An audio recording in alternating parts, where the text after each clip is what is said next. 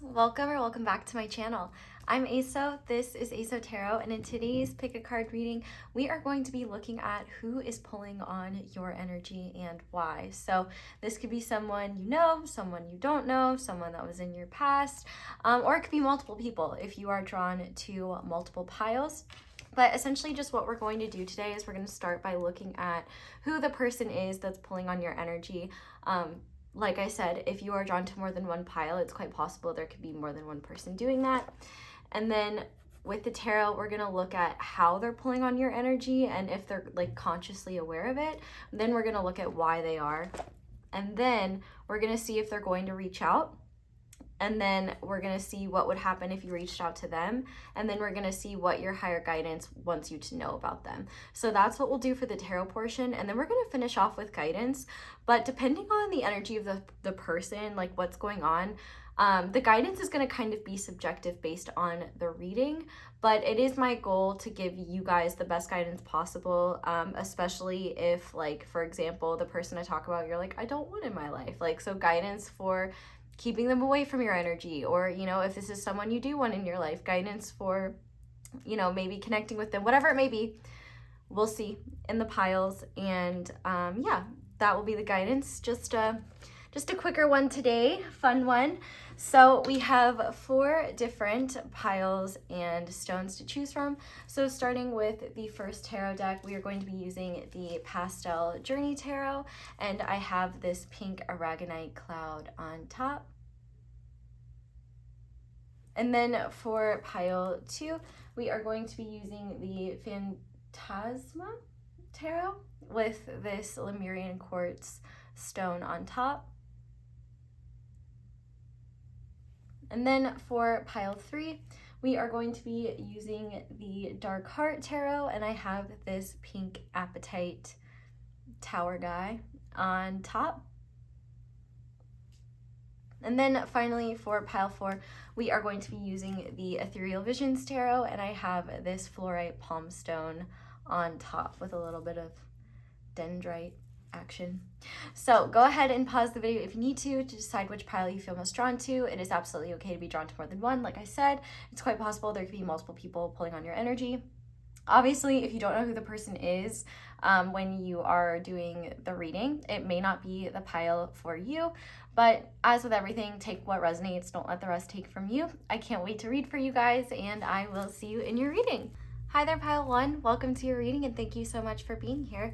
If you guys chose the pink Aragonite cloud and the Pastel Journey Tarot, which, by the way, you can get this using code ASOTAROT for 10% off on Bow Life website. That's Vanessa Samina's brand. But yeah, that deck comes from them, just letting you know. But before we get into the tarot, if you want a full breakdown of the reading, there is one in the intro, but we're going to go ahead and start by looking at who this person is that is pulling on your energy. So to start, we have Contract in reverse. We have Saturn with wisdom, discipline, structure, time, responsibility, test, ambition, difficulty, restraint, grounding, practicality, self-control, tradition, realism, container. I was like, does that say bones? That does say bones. I love the skeleton song. Does anyone else like the skeleton song? Yeah, we got those, a couple others. Hopefully you can read them. We have the root chakra with fortune. I know it seems like that should be solar plexus, but this yellow represents the root in this deck. We have exaltation with moon in Taurus, and we have the life of the party. So a couple of different scenarios as to who this person could be, but I definitely think the contract in reverse is very significant.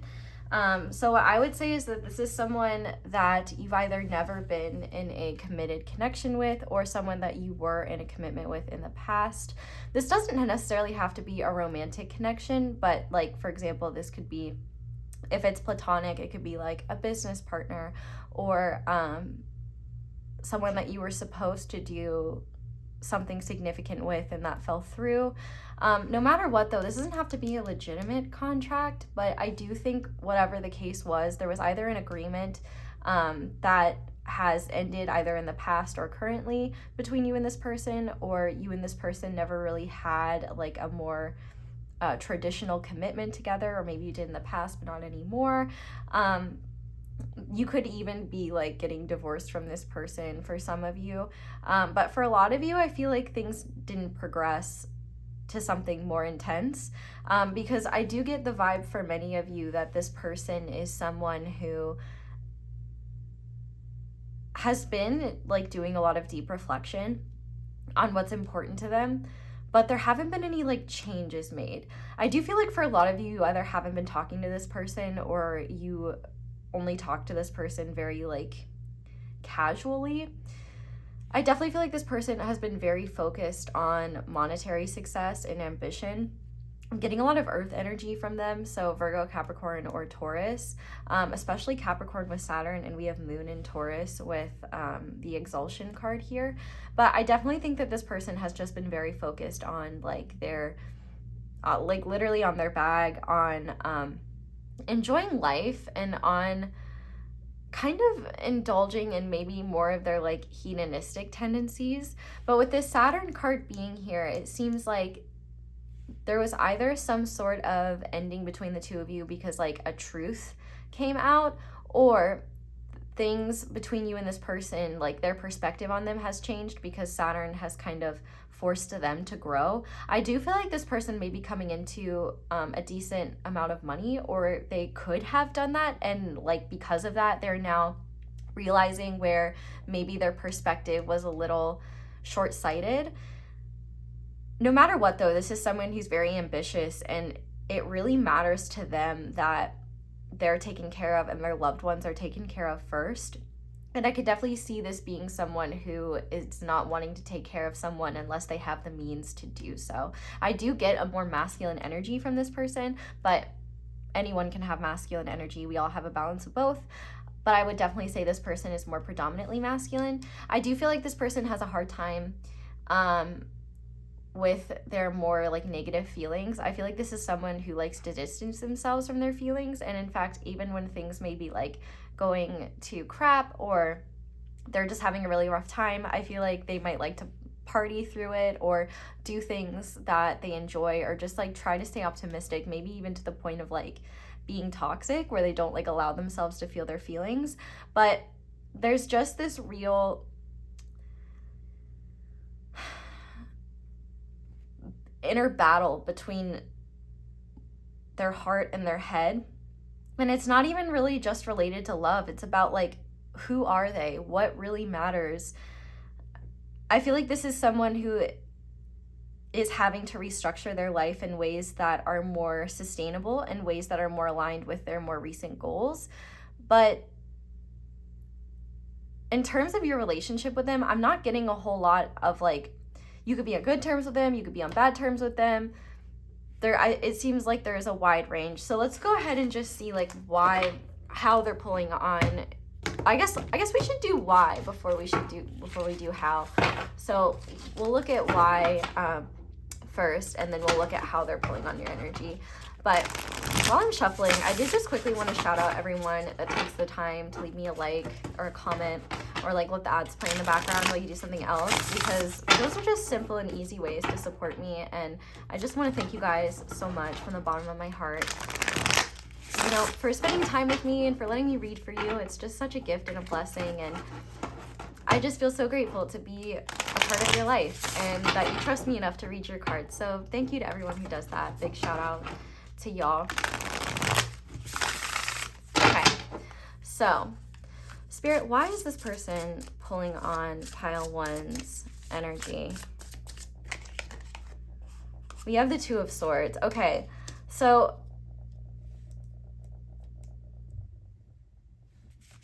what I would say right off the bat, I want to clarify this Two of Swords, but what I would say right off the bat is that they've been thinking about you a lot, almost overthinking about you, but there's something that their like gut or heart has been trying to tell them about this situation that they're not really wanting to see.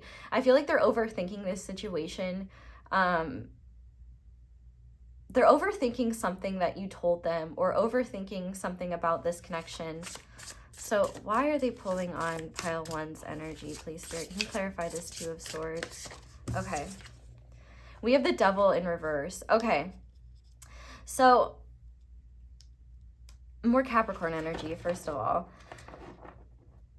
I definitely think that there could be some guilt and shame on this person's end. The fact that we have the Devil in reverse here, I feel like this person is either recognizing that they weren't fair to you in the past, or they're seeing how you were right about certain things that you may have told them, whether that was like, you know, what you're doing isn't healthy or how you're treating me isn't fair.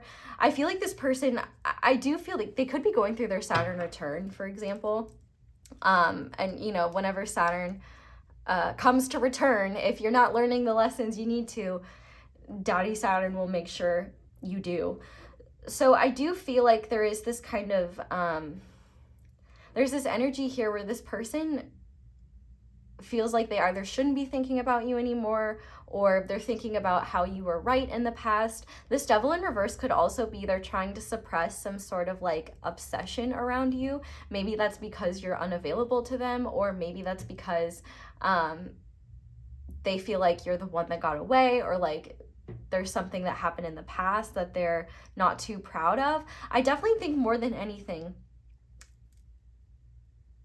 the reason why they're pulling on your energy is because there's like a yearning for you and for your attention, but a fear of actually like reaching out. It's like they know that they either haven't been fair to you in some way. Maybe for some of you, they feel like they owe you an explanation or owe you an apology. For others, this person, if you guys are on good terms, they could just really want to connect to you more, but they don't want to get attached and like obsessed. They could be very afraid of their more like hedonistic tendencies, or some of their like more unhealthy traits. Like maybe, for example, this person, you know, they can be very selfish, or maybe they are just very afraid of being connected to someone and like vulnerable with someone. But no matter what, like they're pulling on your energy because they're overthinking about you and overthinking about something related to the both of you. So I want to see how they're pulling on your energy. The Ace of Cups.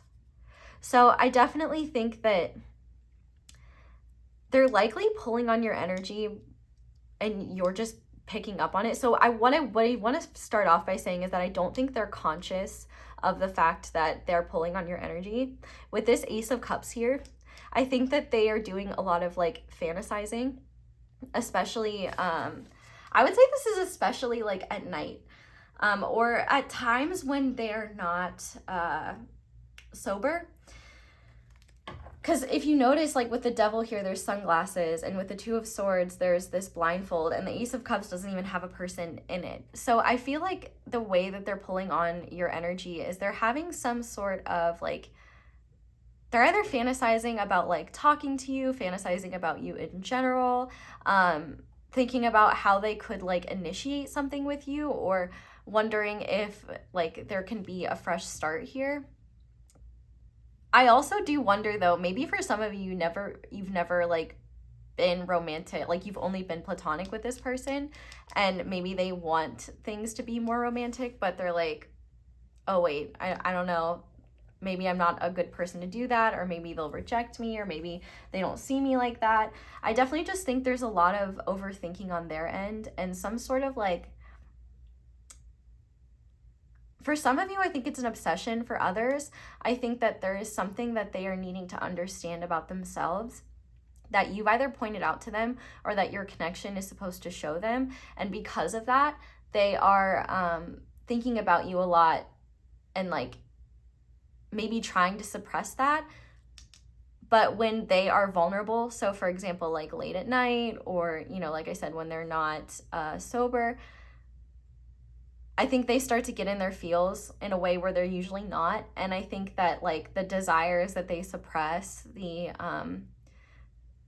things that they wish they did differently, the things they want to change, the things that they wonder like that could happen between the two of you, like that is what they're mainly focusing on. And it's so interesting that there's so many blindfolds, because I feel like this person feels like they're not seeing you or this situation clearly, and I feel like they thought they did in the past. I also think that they are realizing that things are not what they see is not how things actually are. I feel like this person is starting to open up to like their intuition and their emotions more, because they may just be experiencing a lot of weird phenomena, weird sensations. But it's like they don't know what to do about that. I feel like there's a lot of fantasizing about like the idea of you and not the reality of you. I feel like this person is kind of torn between this belief that like relationships with other people always fail and like you can't be happy in them, and then also this like hyper idealized like type relationship that they may be fantasizing about with you. I'm sorry guys, but if you're asking about a platonic person, I don't know if there's much there. Which I guess if it's a platonic person, then I guess it would be quite likely that this person did you dirty in some way, knows that they did that, feels really guilty about that, feels remorse and feels shame, and they want to fix that. But well, I guess we'll have to see when we pull the other cards. But there's like this Ace of Cups, I feel like, is about resolution. And if this is a romantic connection where there was like, where this person did something to you in the past, then I definitely think that they are not wanting to look at the shame and guilt that they feel around that. And I also think that they're wanting to be a better person and wanting to right their wrongs, but they don't want to face it. It's like they want to be able to just bury the past and be like, okay, let's start fresh. And I feel like how you're picking up on them, like you might start randomly like fantasizing about them or randomly like feeling their energy, and I would say that's likely when they are fantasizing about you in some way. And I would say especially like during nighttime, early morning, the weekends, stuff like that is, you know, when they're like in their feels and they can't really suppress what their feelings are telling them any longer. So let's see if they're going to reach out to you. Is this person going to reach out to pile 1, Spirit? Okay, yeah. They might. But it's going to be very, very, very, like, it's not going to, okay, so if they're reaching out to you, it's going to be either very subtle or very, like, surface level. With the Page of Swords here, this would be, like, they might, for example, if you both are on social media, they might like your story or like swipe up on it and say something to respond to it. Or they might, like for example, if you have Snapchat or something like that, they might like send you a snap or something very, very low key and very just like testing the waters. Not emotional, not deep or sentimental, but just like very surface level and casual, like, oh, hey, what's up? Like, I definitely feel like this person is going to be as like cool and casual as they can possibly be, and they might even be a little bit like, I don't know if snarky is the right word, but like they might want to like,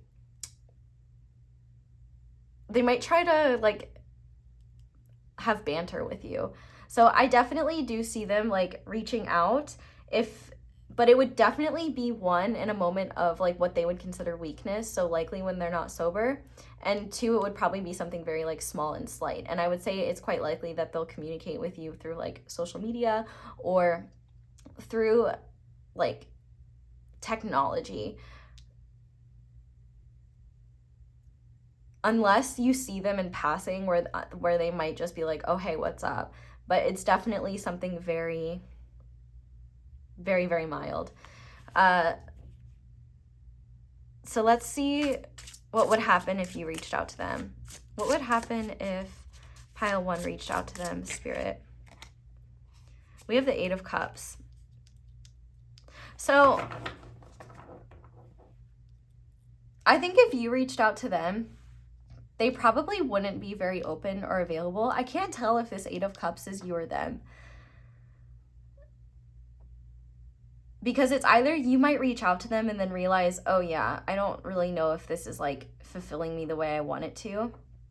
Or if you reach out to them, it might be something that pushes this person away because they may feel like you're coming in to confront them, or you're like trying to bring them into the past. I definitely feel like it's best like to let this person reach out to you, because I actually think like your disinterest in them or like your lack of attention on them is something that's, one, kind of helping them process a lot of things that they need to process, and 2, it's like making them drawn to you more.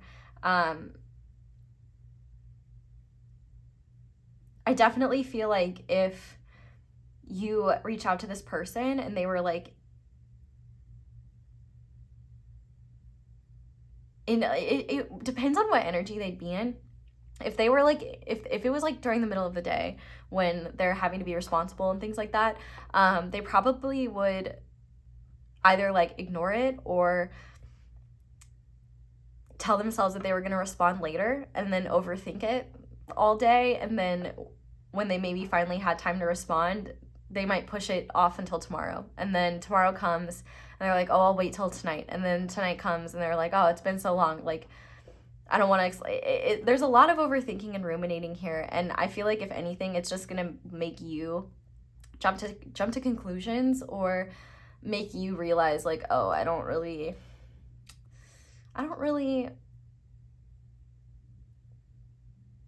I feel like you'd be like, I see why I wasn't reaching out to them. I feel like definitely let them reach out to you. I mean, I guess do what you want, but I feel like with this 8 of Cups, there will be awareness on your part that they're not either not giving you what you need or not able to give you what you need. And I feel like there might be some frustration on your end because like you may be able to like tell emotionally that there's something deeper going on, but they're not willing to play ball here. And so I feel like you might just be like, all right, you know, whatever. I'm tired of like trying to leave the door open for this person or something like that. So let me see what Spirit wants you to know, like what your higher guidance wants you to know about this person. So pile 1's unconditionally loving higher guidance. What do they need to know about this person for their highest good? Okay, we have the Queen of Wands. So I feel like this is more so about you than about them. But if interacting with this person makes you feel less confident in yourself, that's definitely a sign that this person is not aligned with what you deserve, at least at this time. I feel like with this Queen of Wands here, whether you want this person in your life or not, I do feel like, for example, if you're trying to move on from them, them pulling on your energy might be really frustrating and might be very confusing to you and might just kind of cause you to revert to a former version of yourself that you don't identify with anymore, and that makes you feel disempowered. And I feel like your guides are really reminding you that nobody can take you out of that energy. And like if focusing on someone like that makes you feel that way, then the best thing that you can do is, you know, protect yourself and protect your energy and, you know, surround yourself with things that make you feel more confident in yourself. You know, obviously be kind to yourself, but I also think that you're really being encouraged to trust in what your intuition says about this situation. I feel like this person sees you as very attractive and very confident. Excuse me, I'm burping a lot.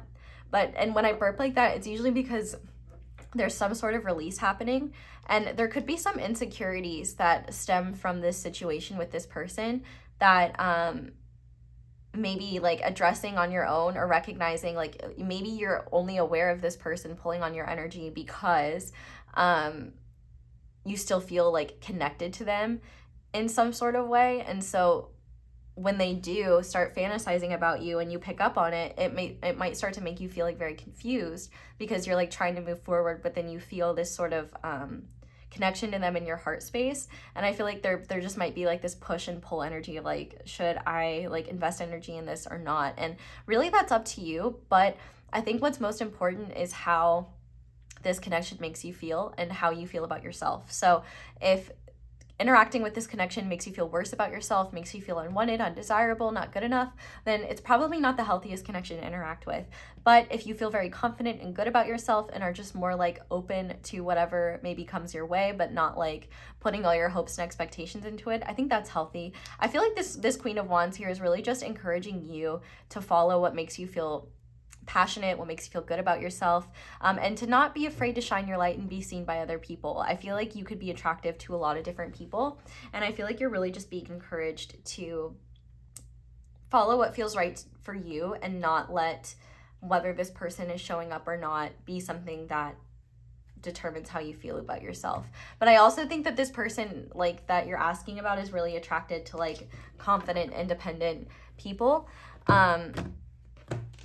And so I feel like the more you step into that energy, the more this person may be attracted to you. But I think the important thing is like you may not be attracted to them anymore, and that's okay. So I'm going to start by looking at guidance in terms of what you should do in this connection in general. So Spirit, what should pile 1 do in this connection in general? What is most aligned with their highest good for this connection? So we have the 4 of Wands with joy and stability. So I really do think that this, which is such a beautiful extension of the Queen of Wands, I think you're really being encouraged to just be as present as you possibly can and find the joy and stability in your own life. If you want joy and stability within this connection, then you're really being encouraged to find it within yourself, because the less you focus on this connection, the better. And I think the more you are cultivating this stable, joyful energy, you know, the 4 of Wands is a lot about like unions and celebrations and things like that. And coming into union with yourself and coming into union with like your life and just, you know, letting go of the need to understand everything and going with the flow instead, trusting in the way things unfold. Like, I feel like that is going to be very healthy and helpful for you. I feel like you should always trust your gut when it comes to what you feel or think about a situation or a person. But ultimately, I feel like this is meant to extend to yourself first and foremost.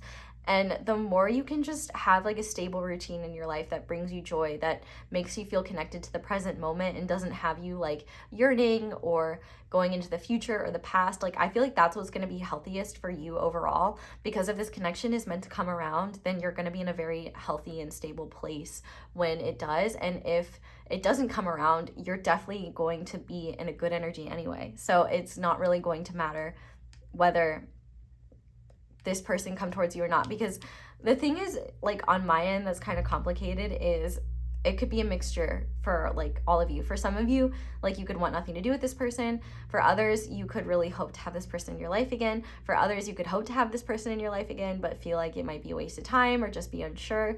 Trust what your heart says ultimately, and know that it's okay for your heart to change its mind, or it's okay for your feelings to change.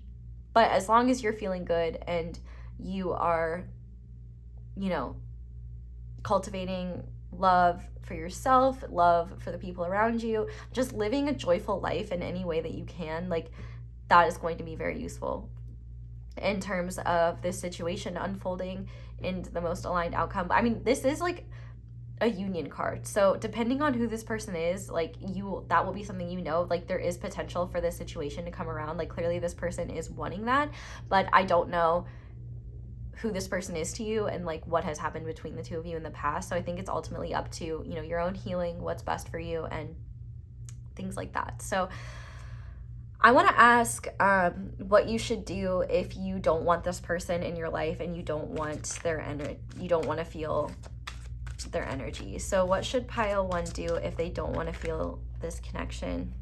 Okay, so we have 8 here, which says control, but also strength. Well, this would be like the strength card in tarot. So I definitely feel like your guides are saying the best thing that you can do is not let your ego get attached to this situation. I feel like there are things that you may think about from the past where you may like start to get really worked up or like emotional or upset about things that happened in the past. And I feel like you're being encouraged to not dwell and ruminate on that stuff, because it doesn't lead to anywhere positive or significant. But I feel like with this control card here, this is also about awareness of your own energy and the fact that if you want to be shielded from someone's energy, or if you like don't want someone tapping into your energy, you can literally say like, I do not accept their energy. Like you ground and protect your energy. You can look up for meditations around that. You can look up cord cutting rituals. There's so many things that you can do, but ultimately your energy is your own and you have control over it. So it's really down to, you know, if you truly don't want to interact with this person's energy whatsoever, or if you don't want to feel it, one, recognize that sometimes you just may feel things like, and it's less about like trying to control the feeling and more about controlling how you respond to a feeling, allowing things to move through you as they will. But I also just think here, I think one thing your guides are encouraging you to do is to not suppress whatever you're feeling and experiencing, but instead rather allow it to flow and just compassionately accept whatever you're feeling or experiencing, because that might have a lot to tell you. But I also think that what they're really saying here is you're in control of your own energy, and it's really important, if you are not looking into how to protect it and how to keep it safe, like that you look into that. But I also think this could be really related to, like, for example, social media. You know, if seeing their social media like hurts you, or if them being able to reach out to you is something that makes you uncomfortable, like block them, delete them, do whatever you need to do. But ultimately, like, you're in control of how you choose to respond to this energy. And I think maybe it's less about like severing it completely and more about learning how to handle the flows of this energy as it comes, without, one, attaching meaning to it, and two, trying to like suppress it or pretend like it's not there. But instead, just that awareness of it, I feel like it will teach you a lot. My that's my right. My right ear is ringing a lot. I don't know if that's significant, but what should pile 1 do if they want things in this connection to improve? We have listen. Okay, so this is the High Priestess, which is interesting that I just had that right ear ringing. So I really do feel like you're being called to trust your own inner guidance, and also, you know, do inner work on yourself. I feel like there's a lot around this situation that is meant to teach you about yourself, and about what you want, what you don't want, about what you deserve, about what is not okay, about your boundaries, about where there needs to be healing for you. Like, there's so much here. And I feel like if you've really been looking for answers but haven't been taking the time to see if you have answers within, that's where you may want to start. I feel like amethyst could be a good stone to check out. But I also just think you're really being encouraged to trust your own inner guidance and really make time to listen to it. Because if you're always, you know, on your phone or doing something, having like busy work, it's going to be a lot harder to see what your own internal guidance is trying to tell you.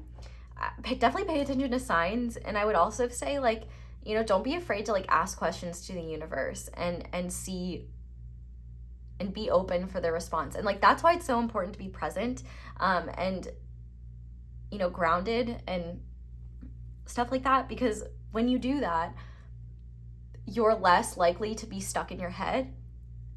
And because of that, you can be more receptive to intuitive hits that come in, to signs, to random guidance that can come through like a stranger or the TV or whatever it may be. Like, there's so many different ways the universe communicates with us, but I feel like more than anything, you know in your heart and in your gut what you're meant to do with this situation. And it might not be related to an outcome. It might just be related to what you need to do right now. But what's most important is that you're always putting yourself first. But finishing off and moving forward, Spirit, what guidance do you have for pile 1 when it comes to having joy and stability in their own life? How can they build themselves up and love themselves more? We have the 2 of Swords. So I feel like one thing that you could really do is, it's kind of a mixture. So on the back of the deck, we have Death, and we have the 2 of Swords, which we're refusing to see. So that's really interesting, because it seems like the both of you have like certain energies that you're not wanting to look at or not willing to look at. But I feel like the thing that you need to know is that by denying or avoiding parts of yourself, you're only creating more stress and frustration for the future version of yourself. I feel like you may be afraid to look at what's going on within you, because maybe for one, like for example, for some of you, you may think like, screw this person, I never want them in my life, but then your heart doesn't seem to let go of them, and you're like, I don't want to look at that, I don't want to acknowledge that. But it may be that your heart's holding on because you refuse to look at its own feelings, and maybe it's looking at them and validating them that could help you start moving forward. But also, I think there needs to be a willingness to look at things as they are, not as they could be, and recognize how things as they are supporting you and not supporting you. I feel like anything that you're overthinking or anything that's taking you out of like yourself and your alignment with yourself, like those are things you need to look at as like things that could be preventing you from being more loving towards yourself. But I also think it's very important to pay attention to your thought patterns. I feel like you could have some really unhelpful thought patterns where you either shame yourself or, you know, tell yourself stories about who you are, about like what this person thinks or feels about you or whatever it may be. And it's just not necessarily true. I think there's just a real need to release what you thought you've known and recognize that all parts of you deserve love, not just the parts of you that you are proud of or not ashamed of. And I think actually maybe looking at shame could be a very useful area of self to look at. Like, where do you feel shame and why do you feel shame? Do you think that's fair to yourself? And how does that inhibit you from being more of yourself? I feel like there's a lot about just like being more of who you are and embracing the good. Well, I guess embracing all elements of you and not judging them as good or bad, but rather just different aspects of your human experience. We all have strengths and weaknesses, and that's okay. So pile 1, I am going to leave this reading here. I hope this resonated and made sense. Thank you guys so much for watching, and thank you so much for letting my ads play in the background, because that's one of the simplest and easiest ways to support me and show appreciation for what I do. But if you would like to do that in different ways, you can go ahead and comment, or you can comment down below, let me know how it resonates. You can like the video and subscribe if you haven't already. Also, be sure to click that little notification bell to be notified whenever I upload a new reading. Shout out to my notification squad. You guys are the best. If you want me to see your comments, I usually see comments when I first upload. I have my candles. Be sure to use code ASO10 for 10% off. I do have a High Priestess candle, which might be great. Affiliate links, I have those down below. I have my social media, my merch, but that's really all I have for you guys. So thank you so much for watching and for being here. I really hope that this reading resonated and it brought you more clarity. I hope you all have a wonderful day or night whenever it is that you're watching this video, and I hope you'll come back and see me again soon. Bye! Hi there, Pile 2. Welcome to your reading, and thank you so much for being here. If you guys chose the Lemurian Quartz, I'm actually going to make sure that that's actually close. I just didn't want it to be like in a very like unsatisfying, weird position for you guys because I can't see the camera when I'm filming. But this is your tarot deck that you chose. We're not going to use that yet. If you want a full breakdown of the reading, there is one in the intro, but we're actually going to start by looking at who this person is that is pulling on your energy. So to start, we have yin yang in reverse, which in this case it's yang energy. I don't know. I was educated by the US public system, so I don't know nothing about nothing except like American Revolution. Anyway, we also have sextile with opportunity, collaborates, assists, explains, provides opportunities, synergizes, creates possibilities for, opens doors, promises, brings insight to, communicates, welcomes, develops.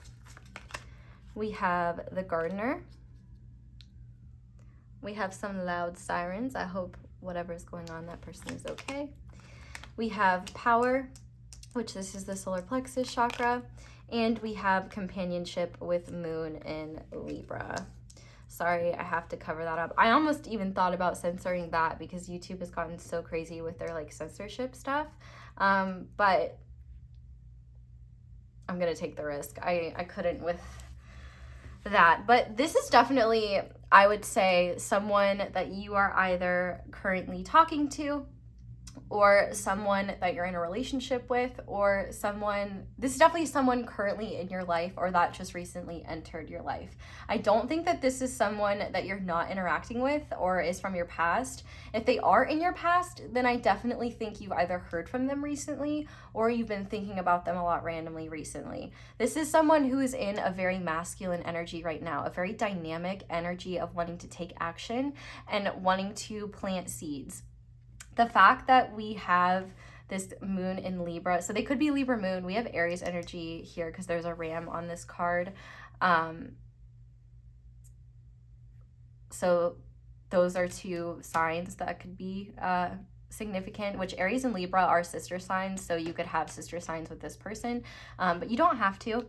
More than anything, though, I feel like this is someone that you have an opportunity to build with, an opportunity to grow with, and it seems like it's something that this person really wants. The fact that we have companionship here, if this is a platonic connection, there's definitely like a beautiful emotional connection here. Like, even if you guys are platonic friends, like there's a lot of deep love between the two of you.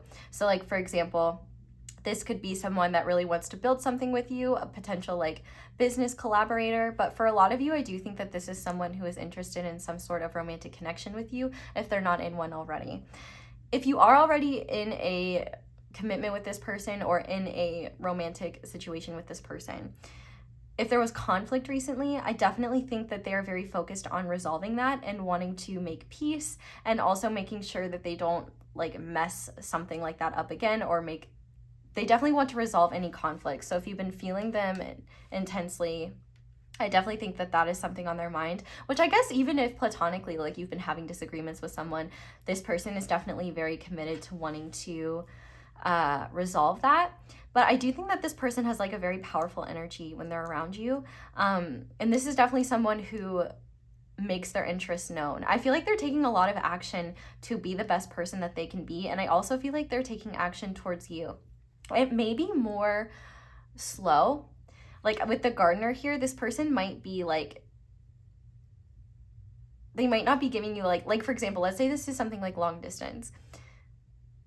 They might not be able to, like, for example, come visit you every single weekend, but at the very least they have like consistent communication, or they're more upfront with communication. Like there's definitely a pragmatic energy here where this person does not want to take the situation for granted or take you for granted. And I feel like if they did in the past, that's something that they're really focused on resolving. I also feel like they're feeling very empowered in terms of becoming a better version of themselves and becoming a person that they would deem worthy of loving. I think that if you guys are talking romantically or considering a more like serious commitment or in a more serious commitment, this person may feel like they need to step up their game when it comes to you. Like they want to be a better person for you. They want to be a more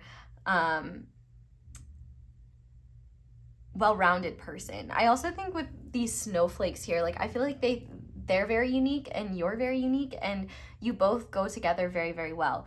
Both of your uniqueness, it meshes really well. And I think that this person is actually getting a lot of energy from this connection. I don't know what this red flower is, but it kind of reminds me of carnations. So I don't know if carnations are a significant flower for you or for them, but I definitely think with the companionship card here, this person definitely wants like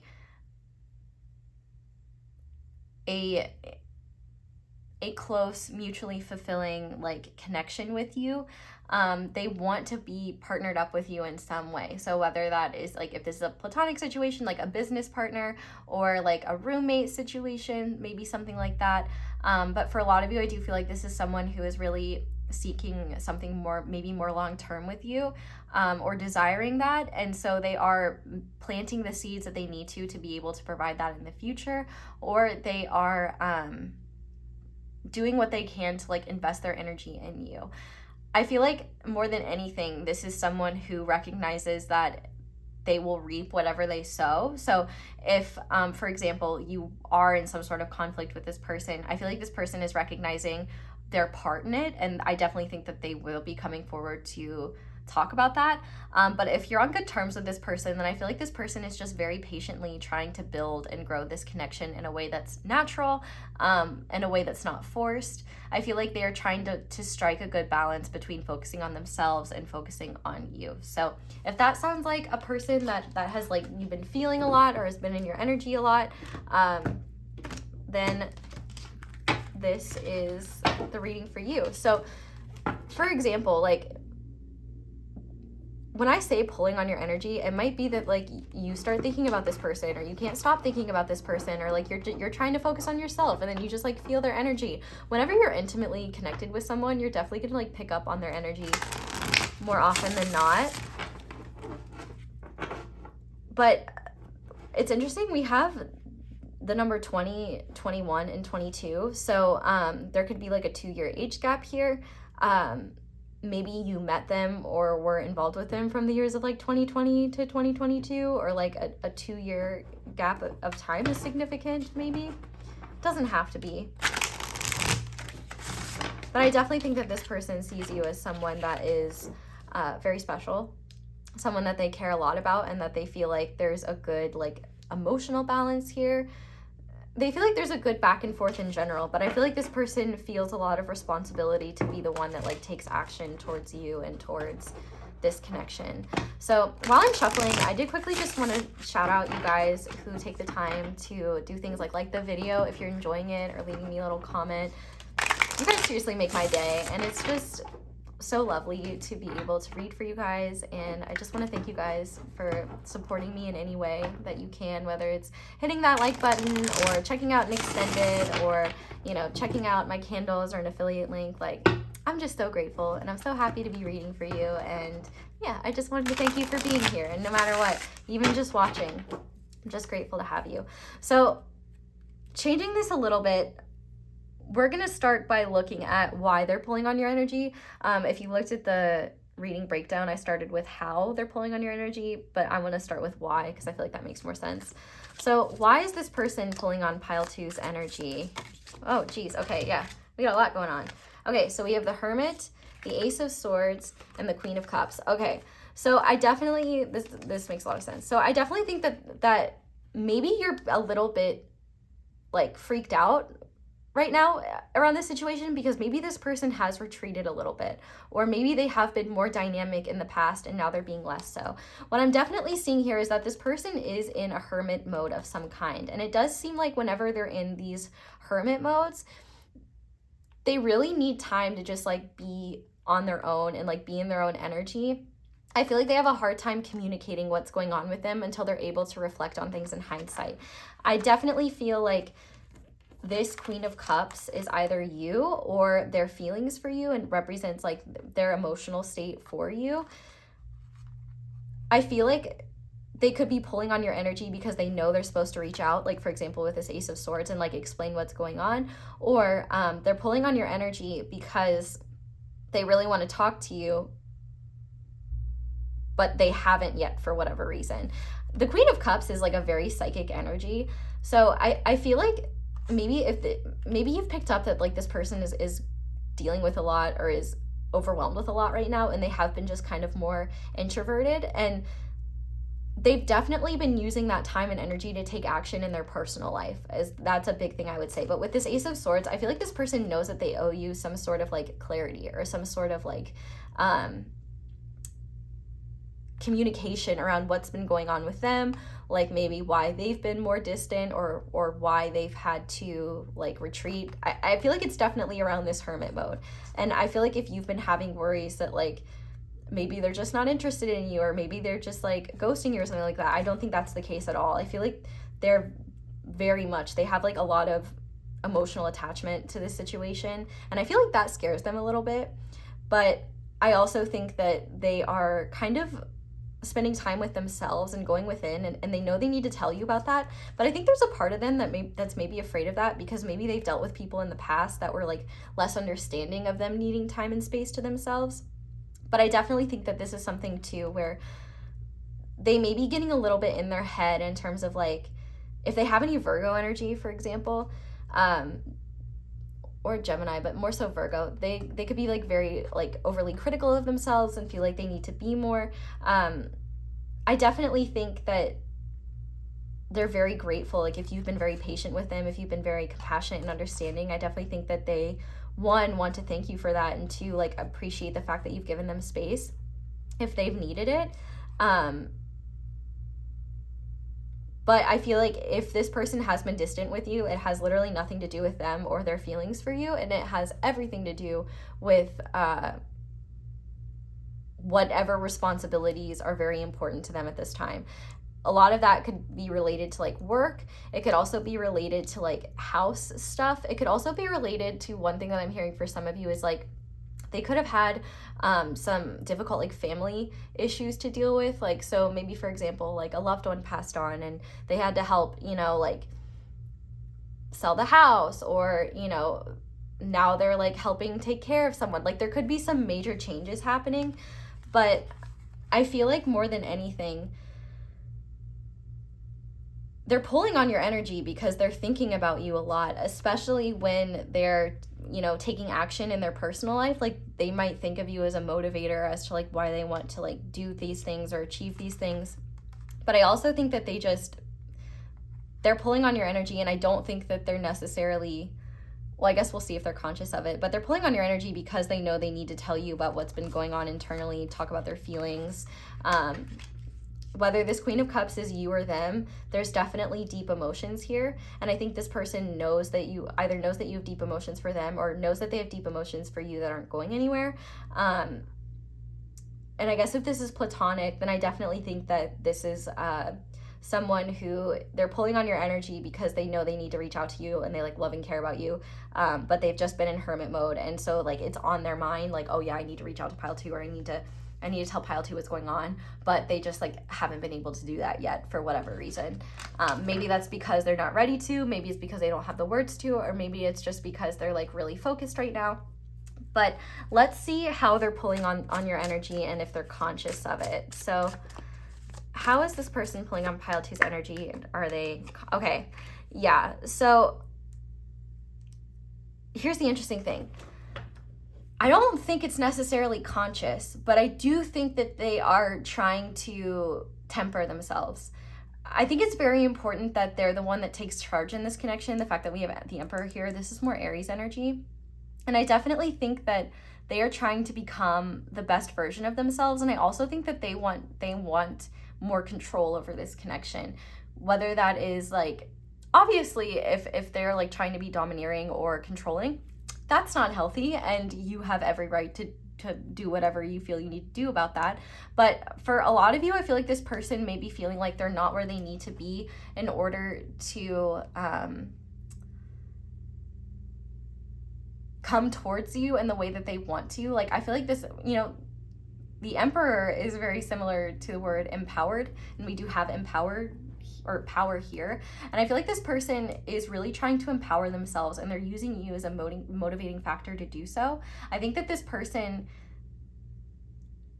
is definitely holding back right now, and it's not because they want to keep you in the dark intentionally. It's literally just because I feel like they don't want you to see any quote unquote weakness on their end. And that might seem very silly to you, but in their mind, they want to be someone that you feel safe with, and that like you can look up to, and that you can trust. And I feel like this person is needing to control their desires and control their urges, especially when it comes to you, in order to be the most successful version of themselves right now. I think that I think they're conscious of the fact that they have been withholding themselves from you a lot. And a lot of that has, like I said, nothing to do with you and everything to do with the things that they need to attend to and the elements of working on themselves. But I think because they know that they have been, because I think there's an energy of like missing you a little bit, but also an energy of like, they don't want to appear weak or appear like they're simping. So I feel like it's not conscious that they're pulling on your energy, because they do just have a lot of like love or like or care for you, and a lot of feelings that I feel like they're still working through, especially with this Hermit card being here. It's like, I feel like you've made them feel things that they haven't felt in a really long time, and they're not able to control it. And I think that's a bit disturbing for them. But rather than like run from that, they really want to learn how to be empowered like with that, and want to learn how to use these powerful feelings to their benefit. And I think they're also like afraid of telling you about these like deeper feelings. So it might take them some time to, gain that confidence. But I definitely think it's like, it's not conscious that they're pulling on your energy. For a lot of you, they may not even like believe in this sort of thing or believe in energy, which is fine. But I feel like what they don't realize is there's like this inner yearning for you, and this inner yearning to connect with you that's not going anywhere. And I think they're using that yearning to fuel the action that they're taking. But what they're not realizing is that this yearning, you're picking up on that, and you're exchanging energy with one another anyway. It's just not on a physical level. And so it's almost like the more this person tries to hold back, the more they may unintentionally be in your zone of awareness or like be in your energy.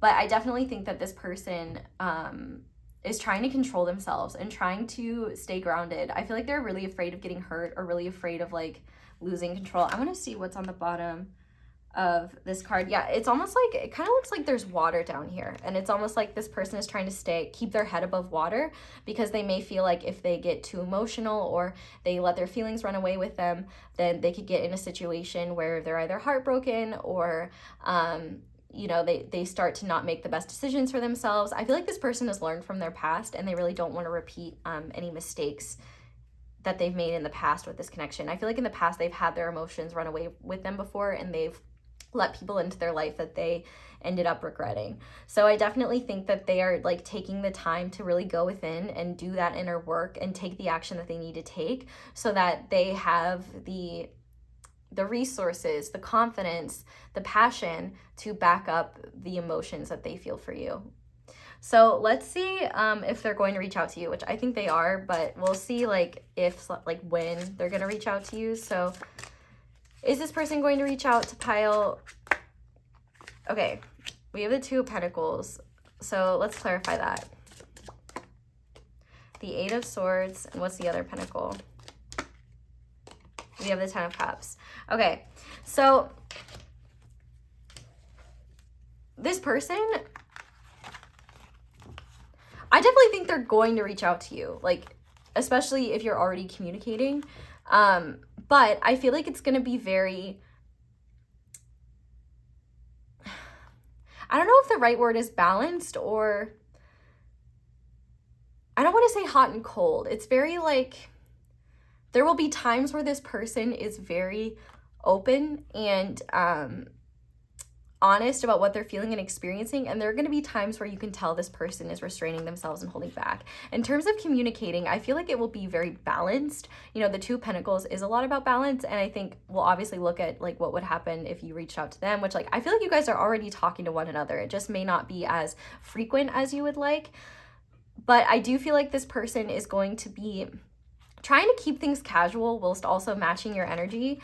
Because one thing that they don't want you to know that they've got going on is that they're having these like intense fantasies about like what you could be together, and like I feel like they're becoming aware of how emotionally fulfilling that situation is, and I think they're getting in their head and like getting overwhelmed. So there may be times where you're talking and, you know, this person gets very like lovey-dovey or gets just very like emotionally vulnerable and real with you, and then they kind of stop doing that for like a week or 2 weeks, and you might be like, and it's not that their energy is necessarily changing, it's just that they feel less forthcoming about saying that stuff. And I think it's because they're getting into their head, they're getting afraid, and it's literally just kind of like their own fears and their own wounds.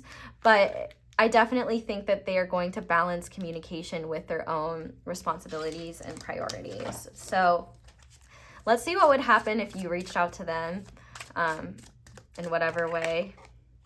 We have the Five of Wands. So I definitely feel like it's very important not to, that's interesting that, oh, this card fell out. Okay, we have the Magician. So that's really interesting. The way you communicate to this person is very, very important. So this like popped off of the deck as I was about to go here. It's really interesting that we have two Rams here. Rams seem to be a significant energy here. And I feel like you're being cautioned to not reach out to this person in a way that is, what's the best way? You're being cautioned of reaching out to this person when you're upset or frustrated with them, because it might cause this person to be defensive rather than open. And you may like create an argument if you're like accusatory or like, I feel like you're just being cautioned to not let your ego get in the way of things here, because I feel like one, there's a requirement here that you not, you know, come at them from like a very defensive place of anger. Like if you're feeling that, I feel like you're really being encouraged to find a way to communicate it in a way that's kind and respectful. And if you do have like a challenging thing to talk about them with, you know, making sure like you've said things in a way that's not accusatory but still honors how you feel. But with the Five of Wands here, I feel like you could unintentionally create an argument if you're like feeling really like frustrated by you know, like maybe their energy retreats, or maybe you start to like make yourself worried with like potential possibilities of what they could be doing or what could be going on. I feel like both of you are very afraid to be vulnerable, and it could be easier for the both of you to like get in like a defensive position with one another and kind of be afraid to open up. And I feel like Spirit is really cautioning you to only reach out to them when you're in your heart space and when you are communicating from a place that's aligned with all parts of you, not just like the emotional or frustrated parts of you. With this Magician card being here, I feel like you can absolutely reach out to them however you want, but you have to be conscious that you can't control their response. So I think what's most important is that you communicate from a place of authenticity, but not from a place of raw emotion. So, you know, if you're feeling really frustrated with them, or like, you know, for example, if you did get in some sort of conflict with this person, I feel like you're really being encouraged to work through your feelings around that and work through what you want to say to this person, what you want them to know, things like that before you reach out to them, and like make sure you're in a place where you're able to hold a difficult conversation without getting like combative, because there is the potential for this to become combative or for you both to like butt heads. And you know, and so instead of getting closer, you grow further apart because, you know, there's that conflict there. So with the Magician here, I definitely feel like you're being encouraged to use your words to your benefit. And like, you could be very good with your words. The Magician rules Mercury, and Mercury rules Gemini and Virgo. So I feel like you are, like, if you ever like want to talk to them or just tell them what's going on, what's in your heart, like, I feel like this person will never be frustrated by you reaching out to them. They may not have the time to respond to you the way that you would like. So if you, for example, are wanting to send like a risky text, or, you know, are trying to talk to them, or you send them something really meaningful and they either don't get back to you for a little while, or they don't give you the response that you want, you might get like unintentionally very upset, and then things could devolve into an argument. So I feel like you're really being encouraged to only reach out to them when you are speaking from your heart and from your emotional truths. And when you are feeling frustrated, or when you are like feeling annoyed with this situation, to take a step back and ask yourself, you know, is this the truth of my feelings? How can I communicate this in a way that's like mature, but still like honors what I'm feeling? I feel like you're really just, yeah, you're being encouraged to use this situation to your advantage, in the sense of,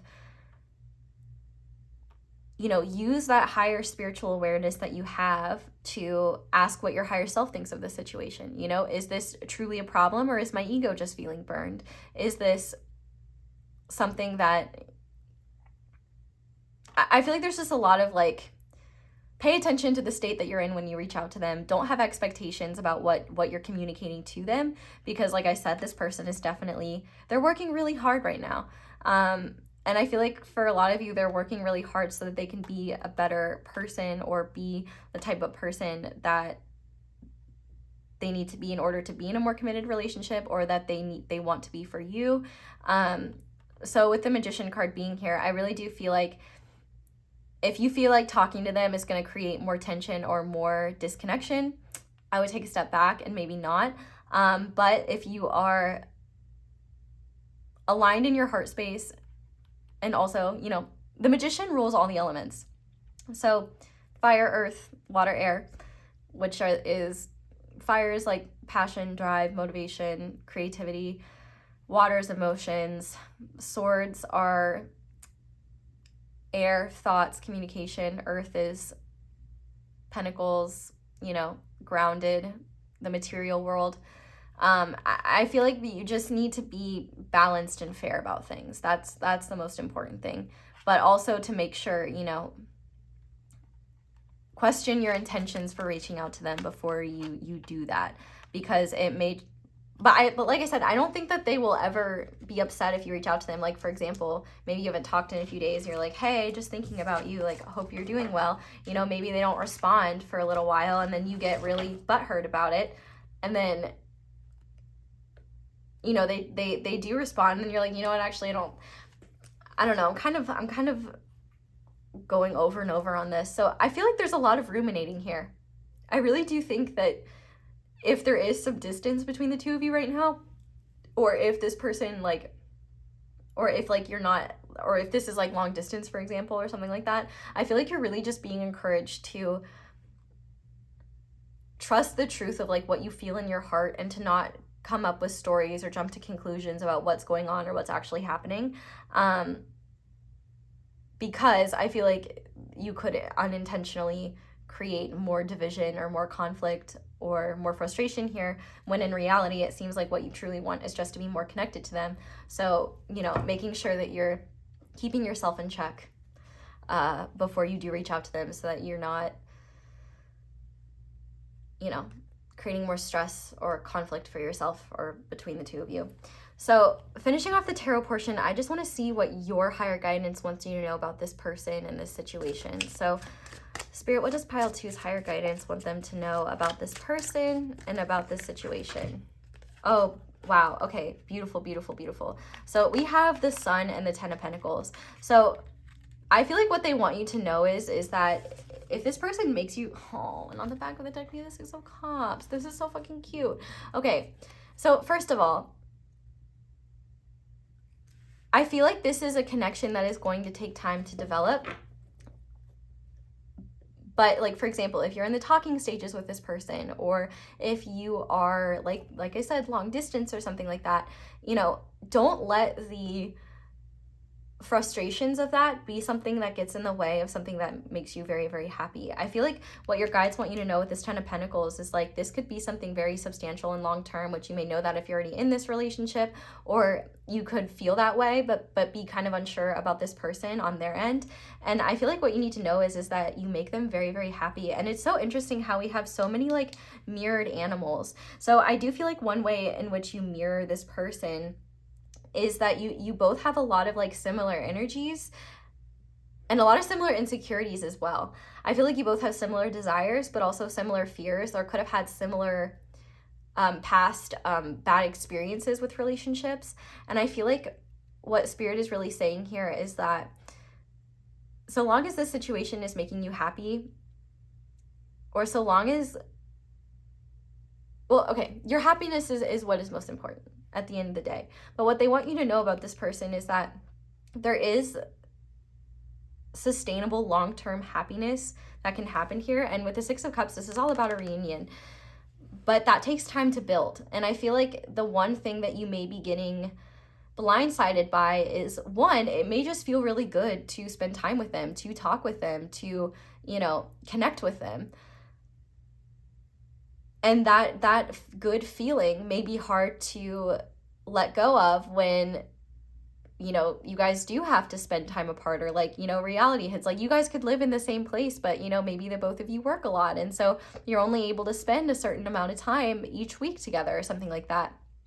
Don't let the frustrations of logistics get in the way of something that is truly meaningful to you, because I feel like it's definitely meaningful to them too. They definitely really, really care about you, really care about the situation, and I feel like they're very motivated to become a better person, a better partner, because they want some sort of, like, legacy. And I feel like what your guides are saying is, don't let go of that vision that you have for your future. Like, I feel like you both could create a beautiful legacy together, but that starts by building foundations. And oftentimes in the 10 of Pentacles, there's usually, like, tree imagery or something like that. And the fact that we have the gardener here, like, especially if this is a newer connection, it may take time for things to unfold, but to not doubt your feelings here. It just may take time for things to fall into place, but to not let any slight bump in the road to be a sign that you should just throw in the towel and run away from the situation completely. It might be very scary. This might make you feel very vulnerable. But there could be a positive shift, for example, in August. I'm filming this in July. This is timeless, so whenever you find it is when you're meant to find it, is when you're meant to see it. So there could be a reunion in August, or the month of August can be significant. But if you're watching it past that, it could be a different time period that may not resonate. Take that as it resonates. But ultimately what they want you to know is that this connection isn't too good to be true, but it will take some time and acceptance on both of your parts to be able to like integrate your lives together. If this is a platonic connection, I definitely think what your guides want you to know is that you both do have the potential to build something really solid, but you have to be willing to weather the storms, not just like the sunshine. But I feel like you both do make each other really happy, and there's this beautiful, powerful energy between the two of you that I feel like in order to be sustained in the healthiest way possible, it's going to take time to get there. And I feel like the biggest thing is that you and this person, I think maybe out of fear, might be wanting to rush things, or might be like, oh, well, if it doesn't happen in this amount of time period, it's not going to happen. And it's like, I feel like the biggest thing you need to do is let go of timing and let things flow. As long as you are both, doing what makes you happy, and like, the connection itself is something that brings the both of you joy, that's what matters. Obviously sometimes connections go through highs and lows and things like that, and they can take work, but a solid foundation is what is really needed, and a mutual love and care here. And there's so many infinity signs as well, like even like these tiger tails are entwined in one another, and I feel like it's like you both are developing into the people you're meant to become, in order to like, you could really have a beautiful legacy together, or you could be meant to be like a power couple and really accomplish a lot together. Or if you're already in a relationship with this person, I feel like your guides are really saying like the joy that exists between the two of you isn't going anywhere, but like life happens, and there will be times where you are less connected. There are going to be times where one of you is kind of less connected for whatever reason. I definitely think that if there's like a lot of storms and frustration, I feel like that are things you're meant to work out in the beginning, especially if it's related to like logistics stuff. But the more that time passes, the lighter and easier things will be, and the more you'll understand one another, so it won't be as like stressful, and it won't be as like confusing when this person's energy like changes, because I feel like you guys will kind of know like, oh, my person is kind of retreating right now. They must have a lot on their mind. Like, I'll talk to them, but, give them their space if they need be. Like, I feel like whatever challenges this connection may be going through, it's only meant to bring you both closer, and to also show you guys that, like, you don't need constant reassurance from someone or constant reinforcement in order for something to be, like, solid, real, and true. And maybe you would like that or prefer that, but I feel like this is a really empowering opportunity for you to stay in your own power and like trust the flow of things, and also trust what you know in your heart, and not let your mind run away with worries or fears, or not let it jump to conclusions that could like sabotage something that's really special. Which I think even if that happened, I feel like you guys would just argue about it, and like you might have to eat some crow and like admit like, okay, that was my ego getting in the way, like I shouldn't have done that, I'm sorry. But like, this connection does have the potential to not only be long lasting, but to bring the both of you a lot of happiness. And I feel like this person knows that, and that's why they're working so hard. But I think especially if this is newer, they may be really afraid of like talking about what they see and what they feel for like the future of you both together. And they may not know where you're at, and they may feel like it's too early to know if this is real, or if it's just too good to be true. So they may be writing it out a little bit. But we're going to go ahead and finish off this reading by getting guidance for you. I want to start by looking at guidance in terms of like, where is this connection headed, just so that you can be like, where is the energy of this connection headed at this time, just so that you could be kind of prepared.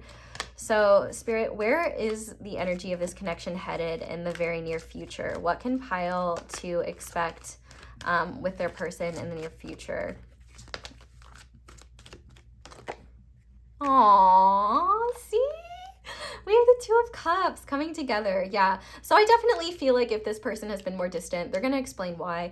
I definitely think, the fact that we have the Six of Cups on the back of the deck, that oftentimes talks about reunions and like sweet, sweet energies. And with the Two of Cups here, like, whether that is coming together in the physical, or coming together after like time apart, like maybe one of you is on a business trip, or maybe, for example, you both have been you know, working through an argument, so you haven't been talking. No matter what, it seems like there's more connection coming, whether that is online, in person, whatever it may be. I do feel like this person, they're pulling, like, one reason why they're pulling on your energy so much, which, to be fair, you're definitely pulling on theirs too. Like, this connection is too, like, mutually entwined for it to not be.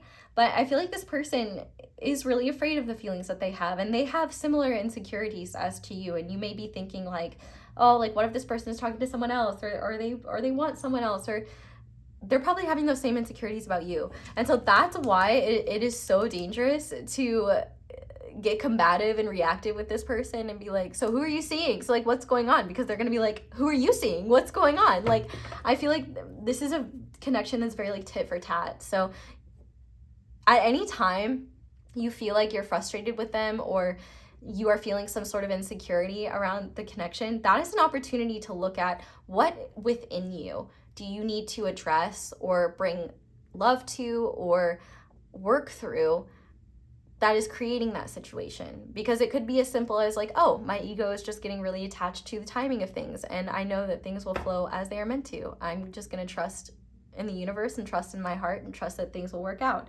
Or it may be something where you're like, your brain is going through tons of like horrible scenarios, like for example, like, though maybe this person is, you know, talking to other people and is just, you know, giving you just using work as an excuse or something like that. Like, that's something you need to look at. Okay, why am I so afraid of that? Because even if that were the truth, which it's not, what does that say about me that I'm more worried about the fact that they do that, rather than recognizing that if they do that, they are missing out on a wonderful, beautiful person. Like, there's a need to be aware of the fact that you are so worthy of the love that you're seeking, and this person sees that. That's why they want to become a better version of themselves for you. They could have like Scorpio energy, because I'm gonna be real, like, I think also Cancer energy too would be applicable here, but I feel like Scorpio energy especially, like, it's very, very like loyal, and it's very intense. But whenever, like, I notice that people with like Scorpio energy, whenever they've got a lot going on, they naturally retreat inwards. And I mean, they don't need to, your person doesn't need to have Scorpio energy for that to be the case, but you know, sometimes we work out our issues best like on our own, and then once we're able to reach a satisfying conclusion, then that's when we talk about it. But Spirit is definitely saying, it seems like you both, like, one, you will be hearing from this person soon, or you can reach out to them, either or. I don't really think it matters. But there will be some sort of like beautiful moment where the connection between the two of you is like that feeling, that like mutual love, compassion, care, reciprocity, that mutual seeing of one another. Like, that is not going anywhere. It's just coming back, and you both will be coming together, whether that's in person or whether that's through having like a beautiful heart-to-heart conversation or something like that, because this person knows that they need to tell you some things. So let's see. I want to get guidance for what you can work on in your own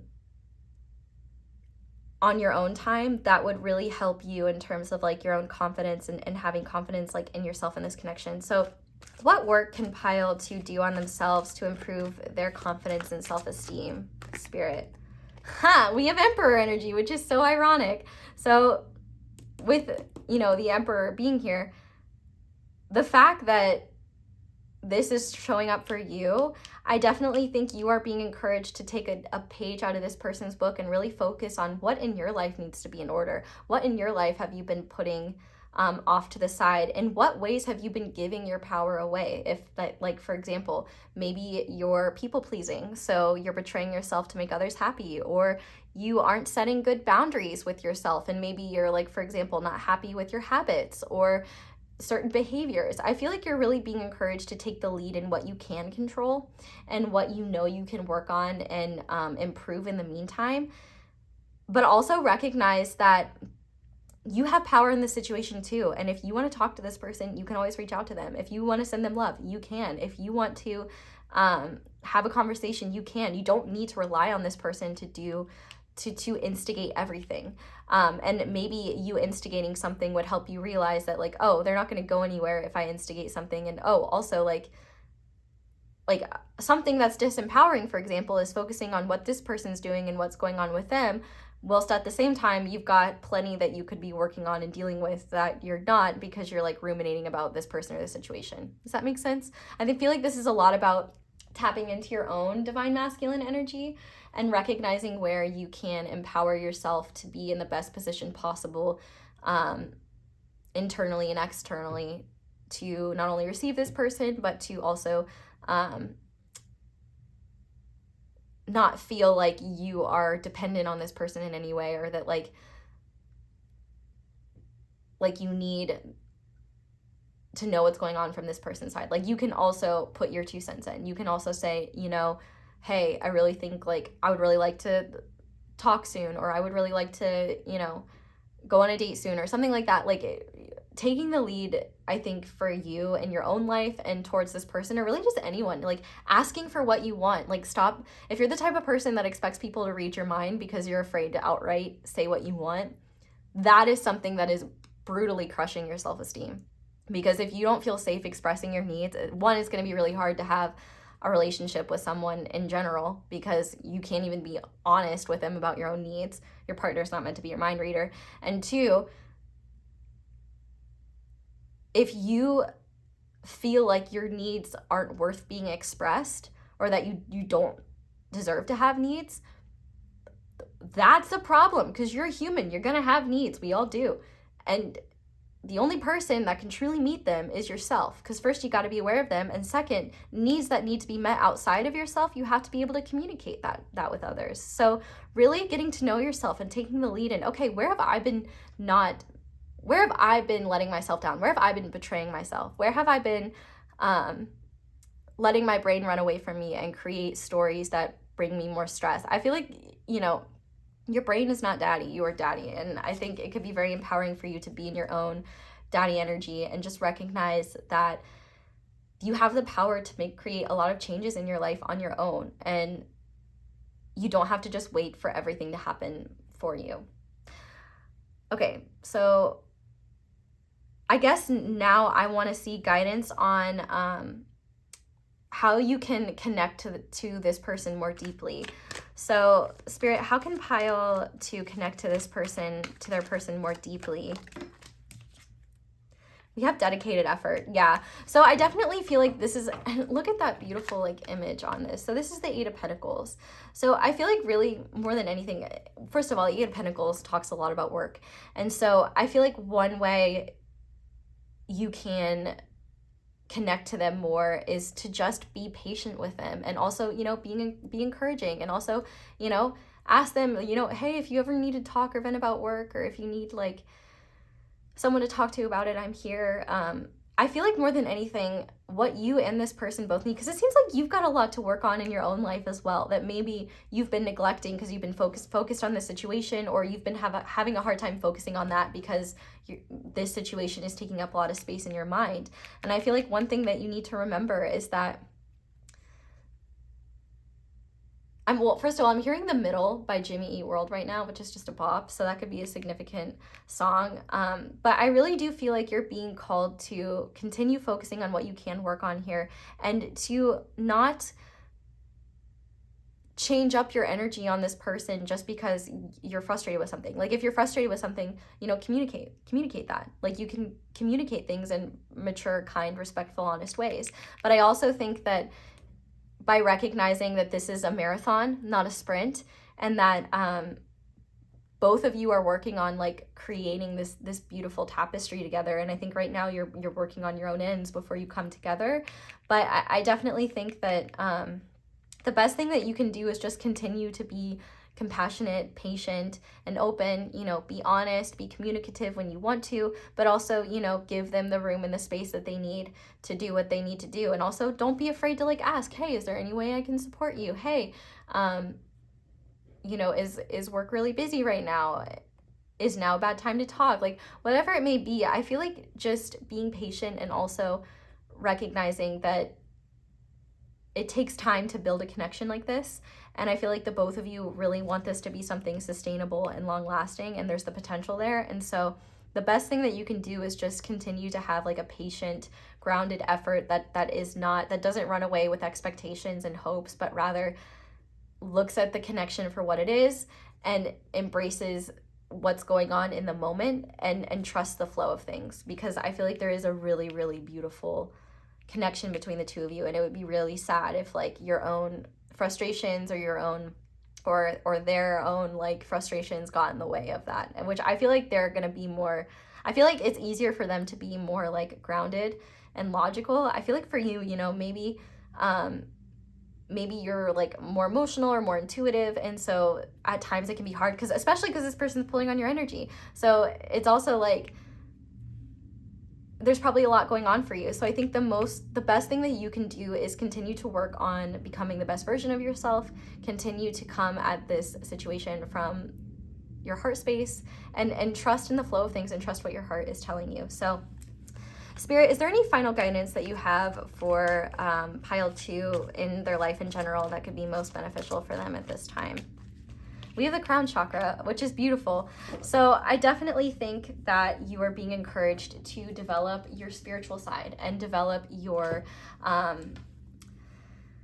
connection to the universe through spirit. So whatever you do that is spiritual, continue doing that. If you don't make time to like listen to your higher self, for example, or make time to get in touch with yourself in a more spiritual way, which like it can literally be something as simple as like journaling, or you know, you could use cards. You can go to a reader if you want to. Hello, hi, you have good taste in readers. But really, I think you're being encouraged to work on your crown chakra and work on opening it, because I feel like one thing that this connection is meant to teach you is about oneness. And I feel like there's a lot of spiritual lessons that are coming through this connection where through mastering those, or at the very least through getting a better like hand and understanding of those, I feel like it'll be easier for you to trust in this connection. But I feel like there's a deeper spiritual purpose for this connection. And I think that's why it may just take some time, like especially if this person came into your life in like a very serendipitous way, or there's just like a very deep like soul energy here. I feel like you're really being encouraged to trust in that and trust in what your soul is telling you, what your higher guidance is telling you, what your heart is telling you, because it can be very easy to shut ourselves off from that, like from those wiser truths, from those more enlightened states, and get into a place where our ego's getting frustrated, or we're getting anxious about something related to the connection, or we're getting frustrated. I think anytime you feel out of balance in this situation, or you feel out of control, or you feel like afraid, uncertain, angry, frustrated, that is when it is most important for you to turn to your inner guidance or your higher guidance, like I said, however you do that for you, but to also remind yourself of that, because I do think there's a lot of growth that's meant to happen here. And I think that the more you can integrate the lessons on a soul level, the more easier it will be for you to just relax, let go, and trust, because you're always connected to this like infinite source of love. And so any love you share with another person is just an addition to that beautiful love you have within and for the universe. So pile 2, that is where I'm going to leave this reading. I really hope it resonated, and I hope you enjoyed. Thank you guys so much for watching, and thank you so much for letting my ads play in the background, because that is one of the simplest and easiest ways to support me and my channel and show appreciation for what I do. But if you would like to do that in other ways, you can like this video, comment down below, let me know how it resonates. You can subscribe if you haven't already, and click that little notification bell to be notified whenever I upload a new reading. You can, and also notification squad, if you want me to see your comment. I usually see comments when I first upload, so shout out to everyone who does that. I also have my candles, which I do have the magician candle if you are interested in that, or any other candles from Angelic Magic 888's site. Be sure to use code ASO10 for 10% off. I also used 2 different Vanessa Samina tarot decks. She has a company called Bow Life. I have a code ASO Tarot for anything, for 10% off on anything on her site, if you're interested in checking that out. What else? Merch, social media, that's linked down below. Feel free to check out other readings, all that jazz. But that's all I have for you guys. So thank you so much for watching and for being here and for letting me read your cards. I really hope you enjoyed this reading and that it resonated. I hope you all have a wonderful day or night whenever it is that you're watching this video, and I hope you'll come back and see me again soon. Bye! Hi there, Pile 3. Welcome to your reading, and thank you so much for being here. If you guys chose the blue Apatite point tower guy, I'm not going to use the word I just heard, and the Dark Heart Tarot, then this is going to be your reading on who is pulling on your energy and why. So we're going to start by looking at these oracle cards. If you want a full breakdown of the reading, there is one in the intro, but to start, we have the second chakra with Archangel Ariel. We have the sacral chakra again with emotions. We have Venus with love. We have harmony with Libra Sun specifically, and we have the influencer. So this is definitely someone that I guess it could be past or present, but this is definitely someone who you're either seeing intimately, or it could be a platonic connection, which in that case, there's just a lot of love between the two of you, whether that's because, you've built that connection over like a long period of time, or you guys just get one another really well. For some of you, now this is a very specific situation, so it's not going to resonate for all of you, but one situation that I may be getting is that this could be someone who was just a friend, but maybe there was some sort of benefits action happening. Specifically, if this is like an LGBTQIA plus connection, because I'm almost getting the vibe like there could have been like a passionate moment that now like this person could be like very confused about their feelings, or like you both might be very confused about this situation, about like, are we just friends or something more? For others, like this could literally be your partner, which in that case, there you go. But this could also be someone from like your past, which in that case, there definitely is or was love here. This could be someone that you're not with, but you feel intimately connected to. Let me talk about like the energy that's going on with them. The fact that we have the second chakra here twice definitely goes to show that there's mutual feelings here. Now, what those feelings are, there's just emotions. So this person could cycle through a lot of different emotions around this situation. And a lot of that is just going to depend on who the both of you are and what your history is together. So for example, let's say that this is a situation where you both are seeing one another, but there's no bad blood. They might be cycling through emotions of lust, emotions of love, emotions of fear around opening themselves up to that, doubt, insecurities.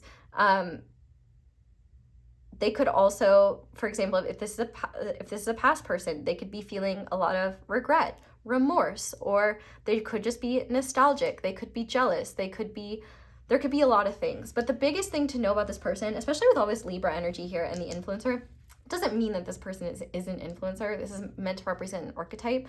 But I mean, they could be. But this is just meant to represent more of a modern archetype. And what I would say, what it represents in this person especially, is their nature to curate themselves. I feel like they're very afraid of authentically expressing their emotions. It's quite possible they could have grown up in a situation where they were taught, to either hide their emotions, or that emotions were meant to be dealt with in private or not dealt with at all. I definitely feel like they are someone who does not show a lot of what they're feeling on the surface. I would say it's highly likely that if this is the person that I'm channeling, that you have been physically intimate with them in some way, unless you're asexual. But I definitely think that there is some sort of attachment between the two of you, whether you're communicating or not. I definitely think that this is someone who does not like conflict and chaos. I also think that this is someone who likely is a very creative person. Maybe that's something you have bonded over. In terms of signs, like the fact that we have Venus here, Libra is ruled by Venus, Taurus is also ruled by Venus. But the second chakra also represents water energies, which could be Cancer, Scorpio, or Pisces. But like I said, they don't have to have any of these placements. Those would just be extra confirmation. But this is definitely someone who has a lot of love for you.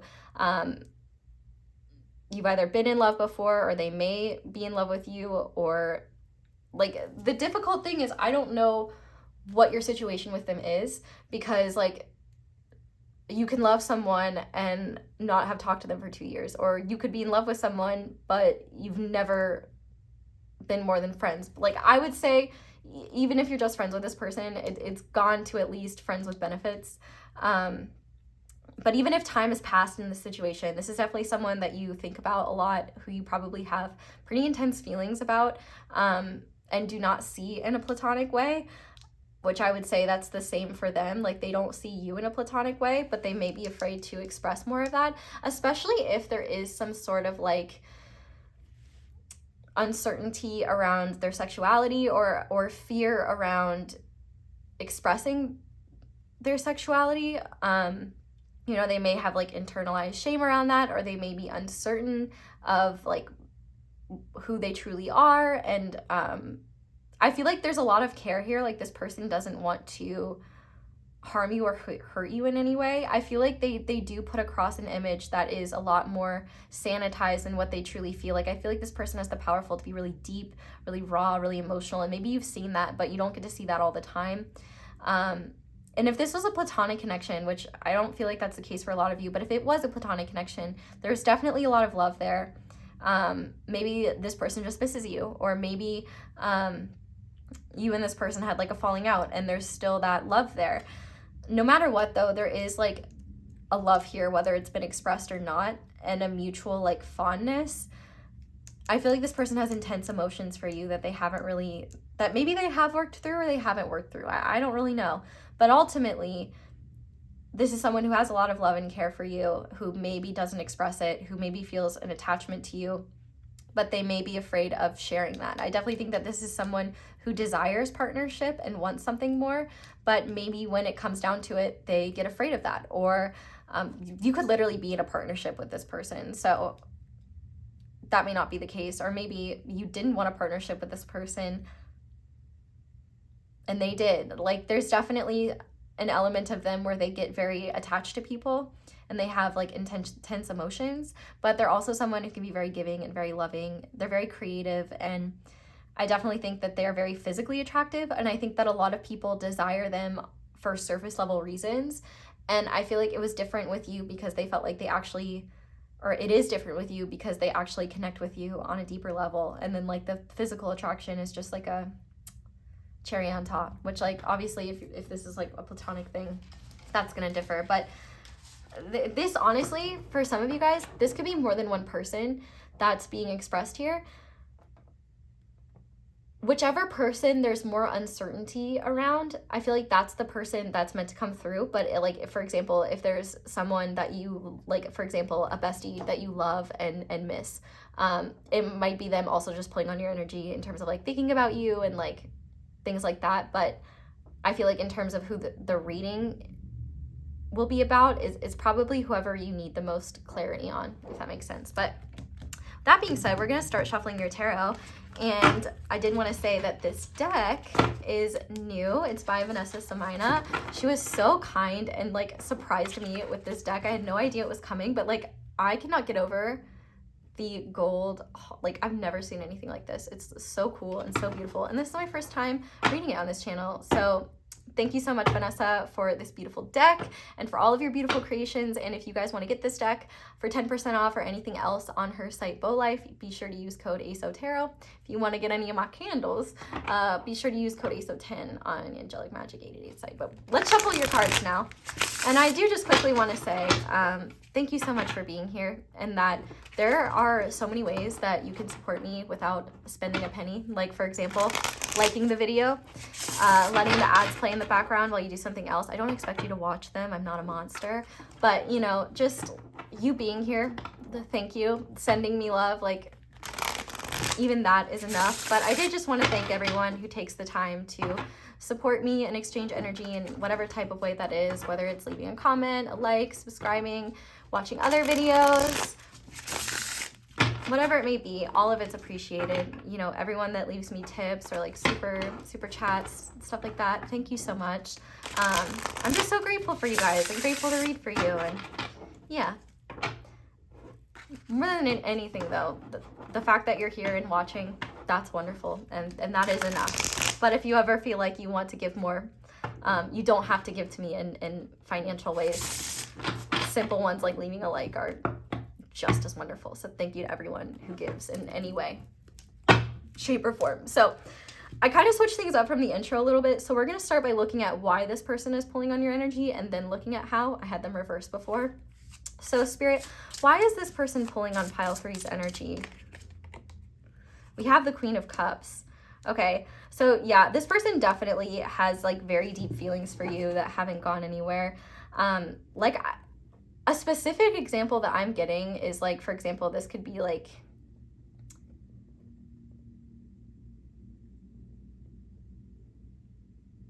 I just lost it. I'm sorry. That happens sometimes. This person is pulling on your energy because they have very deep feelings for you that haven't gone anywhere. But I feel like there's this acceptance of it. Like, it's so interesting to me that there's this eye on the cup of their emotions, and they're kind of in the traditional Queen of Cups, her cup is actually closed. So I feel like whether this is a new person or someone from your past, I definitely think that they have very deep feelings for you that haven't gone anywhere. And I do feel like they have some sort of ability to tap into their own intuitive energy. Like they could be very psychic themselves. And so they could be tapping into your energy because they miss you. They could be tapping into your energy because they want to check on you. They could be tapping into your energy because you're together. And so they like to, you know, just make sure that you're doing all right. And there isn't any other ways that they can support you. I kind of want to clarify this Queen of Cups. Can we clarify this Queen of Cups? We have the Emperor. Yeah, so I definitely think that they're trying to... So like I said, I don't know what the situation is between the two of you guys. I definitely feel like they try to control their impulses a little bit, or like for whatever reason, they're holding back from you right now. Whether that's because like they don't want to rush in too quickly, maybe you guys aren't talking anymore, and so they kind of have to appear in control. I do feel like there is a part of them that kind of taps into the energy between the two of you from time to time to like, one, learn and grow spiritually, but also I feel like they think about sometimes like, or they look into what like action they should take based on what they're getting intuitively. But there are like a lot of feelings here. And then I also think with the Emperor being here, they may be tapping into this connection also to either empower themselves or to learn and grow from it.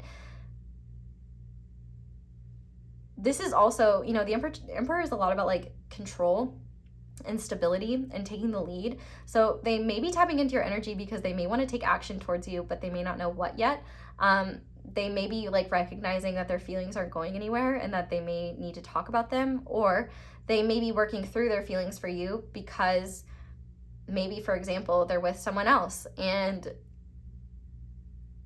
they're feeling really guilty about that. So they need to work through that. You will know if that is the case. Don't get freaked out. Like, only those that know, like, you will know if that is the case with this person.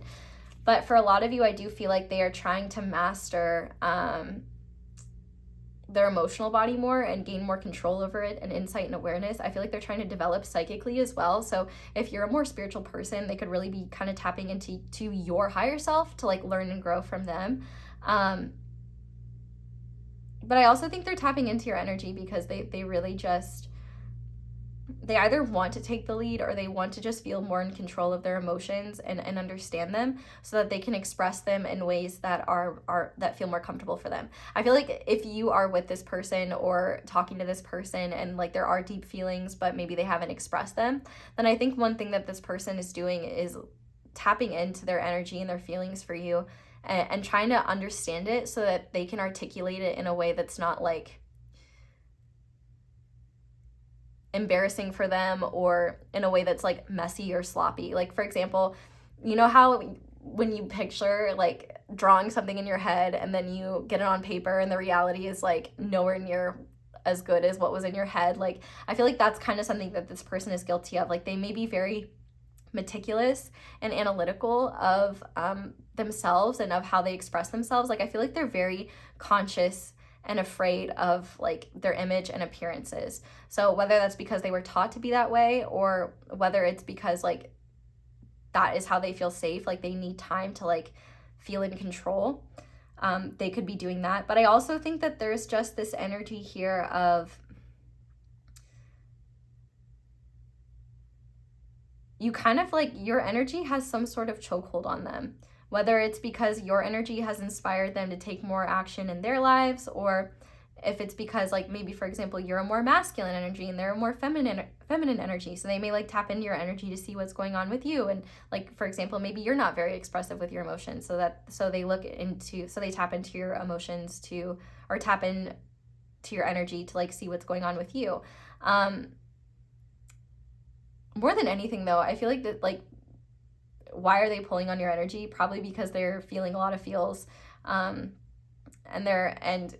you're picking up on that because there's an attachment there, no matter what it may be.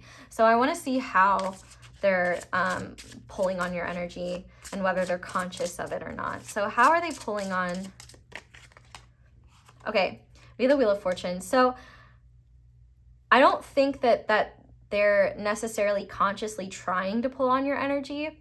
I feel like this person sees this connection as very spiritual and like almost destined in some sort of way, or like they may feel like there's a significant connection between the two of you that they can't quite explain.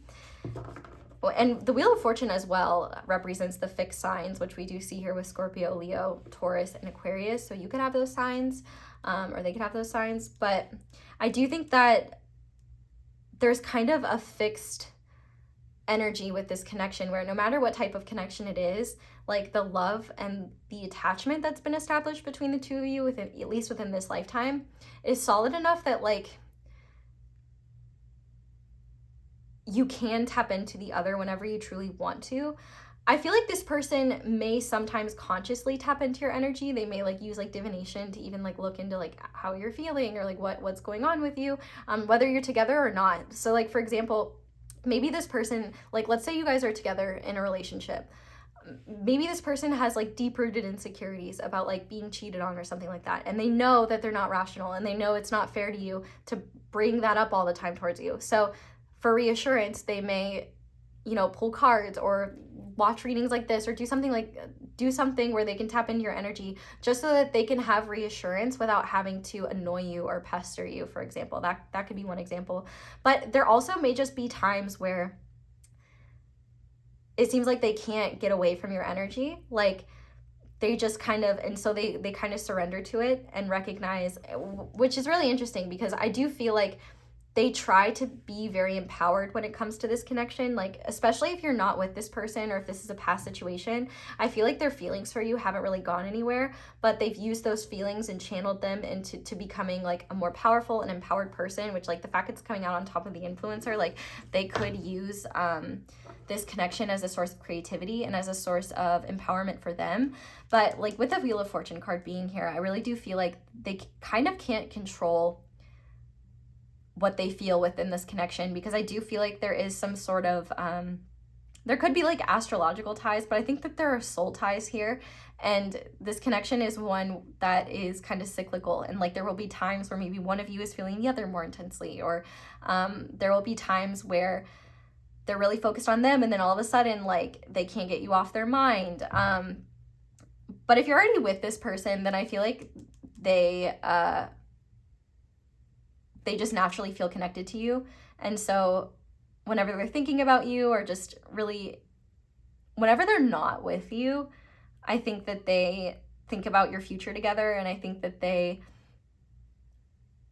reminisce and reflect on what's happened between the two of you. It's almost just kind of like indulging in the experience of being with you after it's over, and like kind of replaying it. I feel like that is, you both might feel each other very strongly whenever you do spend time with one another. But if this person is not in your life right now, if you guys aren't communicating or anything like that, I do feel like this person definitely feels you from time to time, and they've kind of surrendered it to the universe, where it's like, I don't think that them tapping into your energy is something that they can control. They may consciously try to do it sometimes, but I feel like they really only take a look-see, especially if you aren't with this person, if like they're feeling your energy intensely. But one thing that this person has learned about this connection is that like they can learn a lot about themselves through their feelings for you. So I do think that there's part of them that doesn't really have any power or control over their feelings and like the phenomena that happens within this connection. And you probably feel the same way. And it's kind of just like something where both of you are going with the flow. So sometimes they can be tapping in authentically, sometimes not. I feel like a lot of time has passed between the two of you, no matter what, whether I feel like it's less likely that this is a newer connection. I feel like this is a connection that is long lasting and that has been around for a while, or it's a connection that was established a while back, and maybe there are like periods of coming together and then coming apart. Or this is someone you were involved with in the past that you both still feel connected to one another, but for whatever reason, you're not taking action towards it. So speaking of that, let's go ahead and see if they are going to reach out to you. So, okay, so that is a no. With the Four of Pentacles coming out this way, I definitely feel like this person feels like they need to, at least in the near future, hold back. So if they're going to reach out to you, it's certainly not going to be anytime soon. We'll look at you next, but I do feel like this person is holding back for an important reason. It's either like, for example, maybe you rejected them, so they feel like it's not their job to reach out to you, or maybe they are afraid of ruining things by reaching out to you or something like that. But if you're already with this person, if you're already in a relationship with this person, you don't really need to worry about them reaching out to you, because they're already like connected to you. They're already attached to this. So like you guys probably talk frequently. But definitely for those of you where this is like a past person, I don't think that they're going to reach out to you. I definitely think they're going to be very reserved. You may get a lot of like spiritual and like telepathic communication, because it came out so quickly. Like you may get signs from the universe about this person. You may get downloads about this person. You may like feel their energy or feel like they're talking to you in your head, but like I don't think you're going to get a physical like reaching out message anytime soon.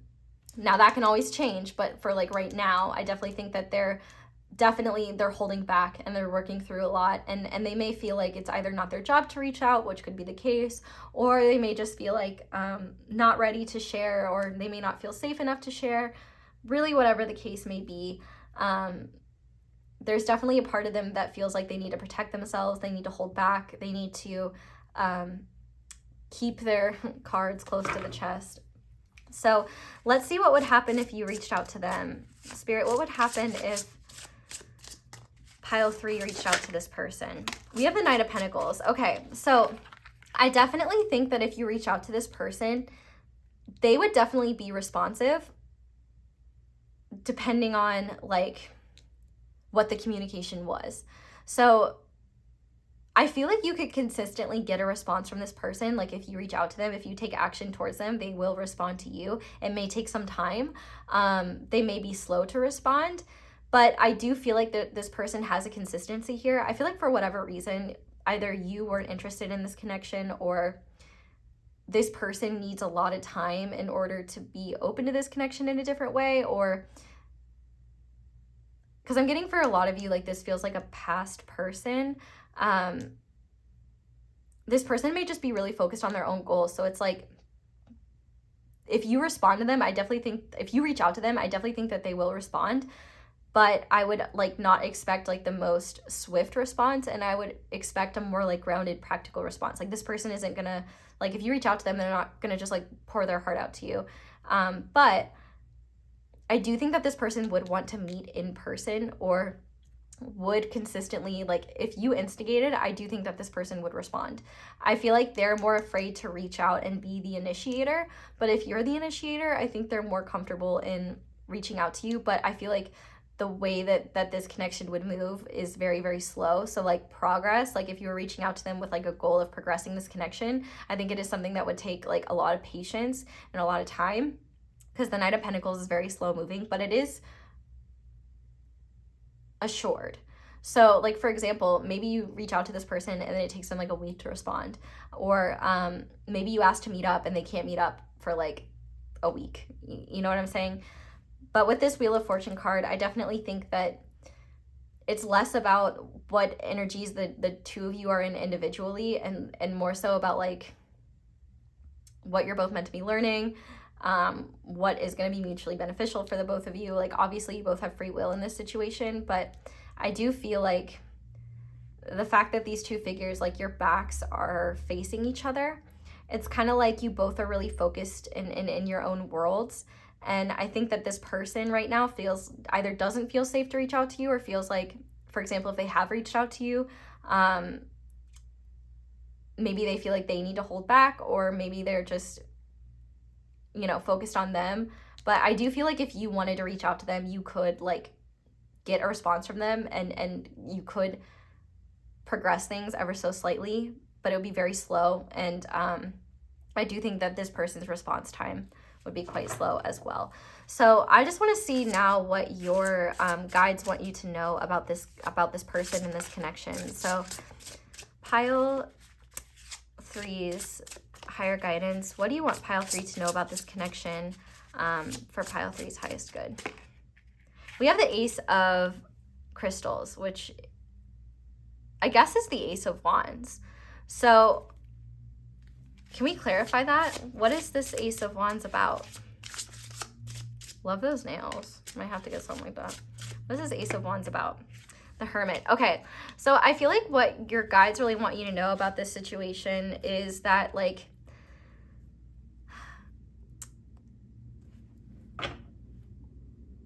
it's kind of a couple of things.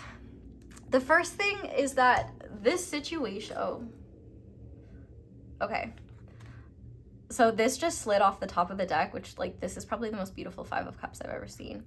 So I feel like what you are being called to do, at least within this situation, is to recognize, and honestly, this is going to apply a lot more to those of you who are not in a relationship with this person. If you're in a relationship with this person, I think what your guides want you to know is that anytime you're feeling like disconnected from one another, you can always like reignite that passion by using your creativity. What way is going to help this person open up to you? But for most people, I really do feel like you're being encouraged to not look at the past in this situation, and to instead focus on connections that are mutually reciprocal.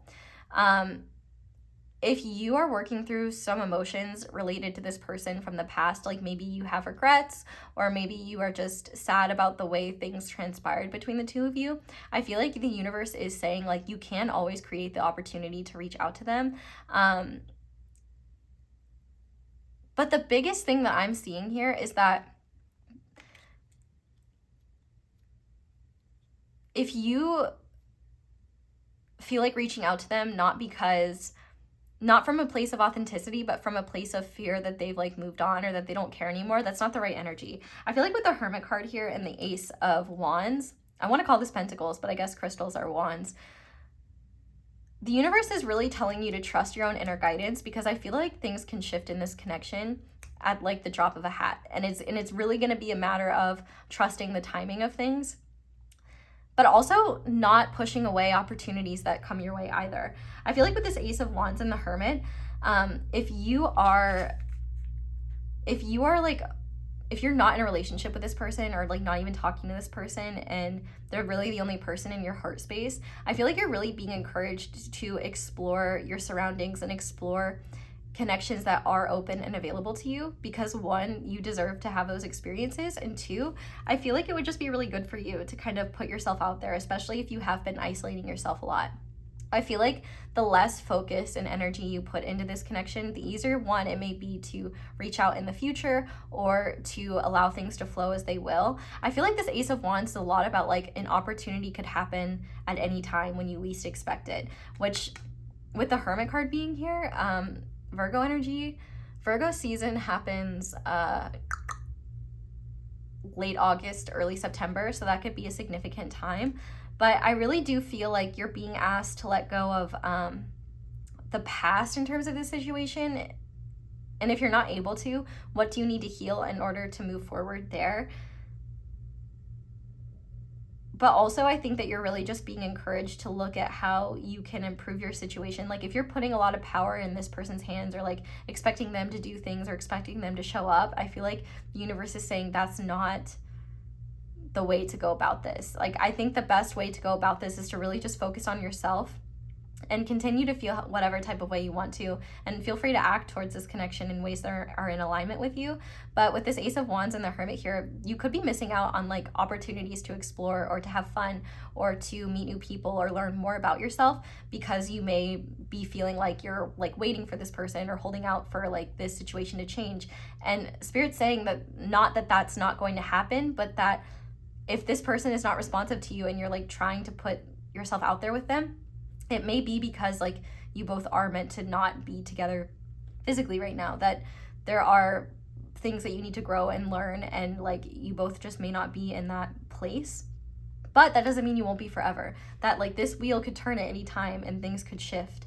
But what's most important is to follow your inner light and not push away life at its present and the opportunities it presents you just because you want something that feels like you can't have. Like with this Five of Cups, it's like, don't waste the present pining for a potential future when all you really have is now.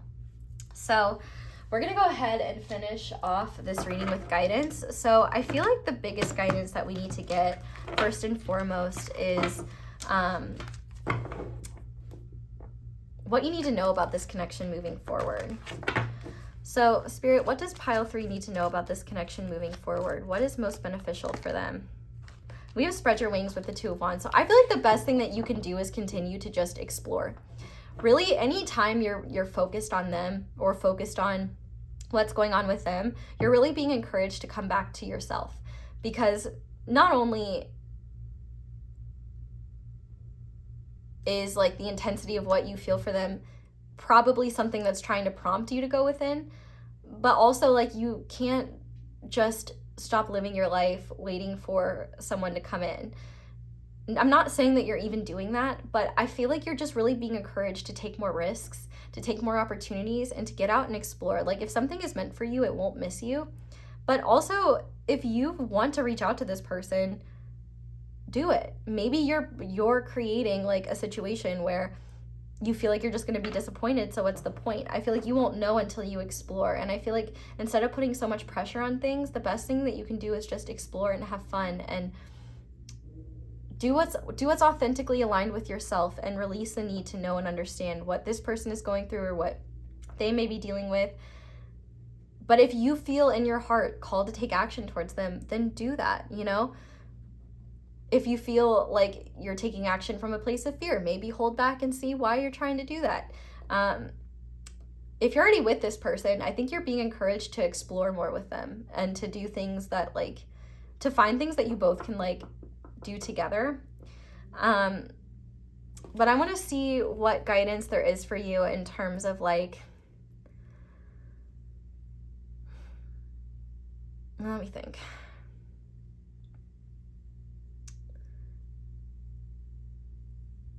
What is the most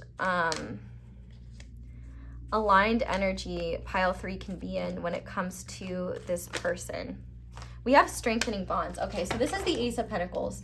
So I feel like this is about not turning your back on your person, but not slowing your life down either. So I feel like the best energy you can be in is to leave the past in the past, whatever that is with you guys. Obviously, if you're with this person, I think that you know, just more grounded, practical ways to spend more time together, or to be a bigger part of each other's lives is going to be significant.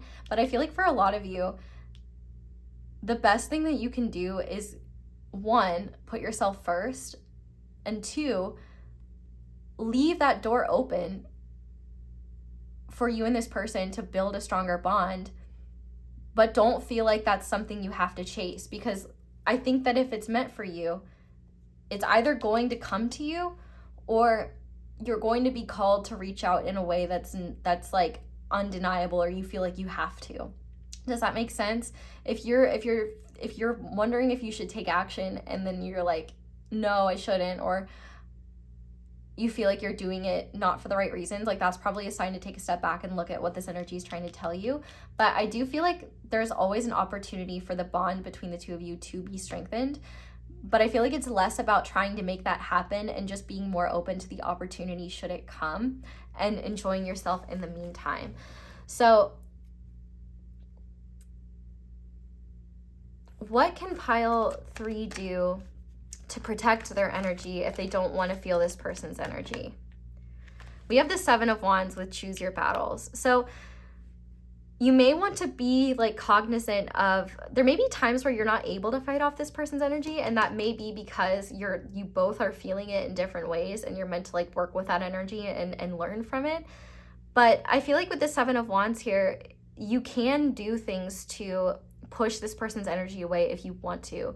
But I feel like it's all about like, is that worth it or not? Sometimes it might be easier to just surrender to the energy and see what it's trying to tell you. Whereas other times you might be like, okay, no, I need to protect my energy. I don't want to deal with their energy right now, because you have that right. But I think it's about recognizing the reasons behind it and whether it is productive for you to do so or not. Like if their energy in your field is making it harder for you to get things done, if it's bringing you stress, fear, anxiety, and you don't feel like there's anything for you to, and you don't feel like those emotions aren't asking you to look at something deeper, but rather are just creating turmoil and chaos within you, like, then yeah, feel free to like bring your energy back in, do whatever you need to do to protect it. You can look into grounding meditations, you can look into cord cutting rituals, you can look into lots of different things. Trust your own guidance on that. But there may be times where you're meant to feel the energy of this person, and it's not necessarily because you're meant to do anything, but because the energy of this person is trying to get you to go within, because there's something either within you that you need to look at, or there's something like that this energy is trying to bring to your awareness. So let's go ahead and just see, like, moving forward, what you need to know. We have the Ace of Cups. What's on the back of the deck? We have Judgment. So, and I'm hearing that song Never Say Never by Justin Bieber. So it could be quite possible that, like, one, there could be someone coming in, or this person could be coming back in. Like, this connection could blossom when the time is right. Or, for example, if you're already with this person, like, I think the opportunity to become closer and to like reunite and strengthen those bonds, like, that's always going to be there. But if you are in a relationship with your person, you know, you may want to be like conscious of like battles in general. Like, you know, if there are things you're frustrated with or things that you both need to work on, like making sure it's something really worth it. Or if it's like a buildup of a lot of like petty small things, you might want to like look into whether you're being fair, or like whether maybe like this is an issue that you should approach when you're more calm. But more than anything, with the Ace of Cups, like, whether this person is in your life or not, love is trying to find you everywhere. Love is trying to find you within you. Love is seeking you through friends, family, pets, passions, creations. Love is everywhere. And while you can have love with this person, if you both are mutually open to it, that is not by any means the only source that you can have it. And the beautiful thing about love is that you never lose anything by giving more love. More love just adds more love to the world. And I think more than anything, you're being asked to be open to opportunities to experience love, whether it's with this person or not, and to really just trust in the flow of your own life journey and trust that what's meant for you won't miss you. Does that make sense?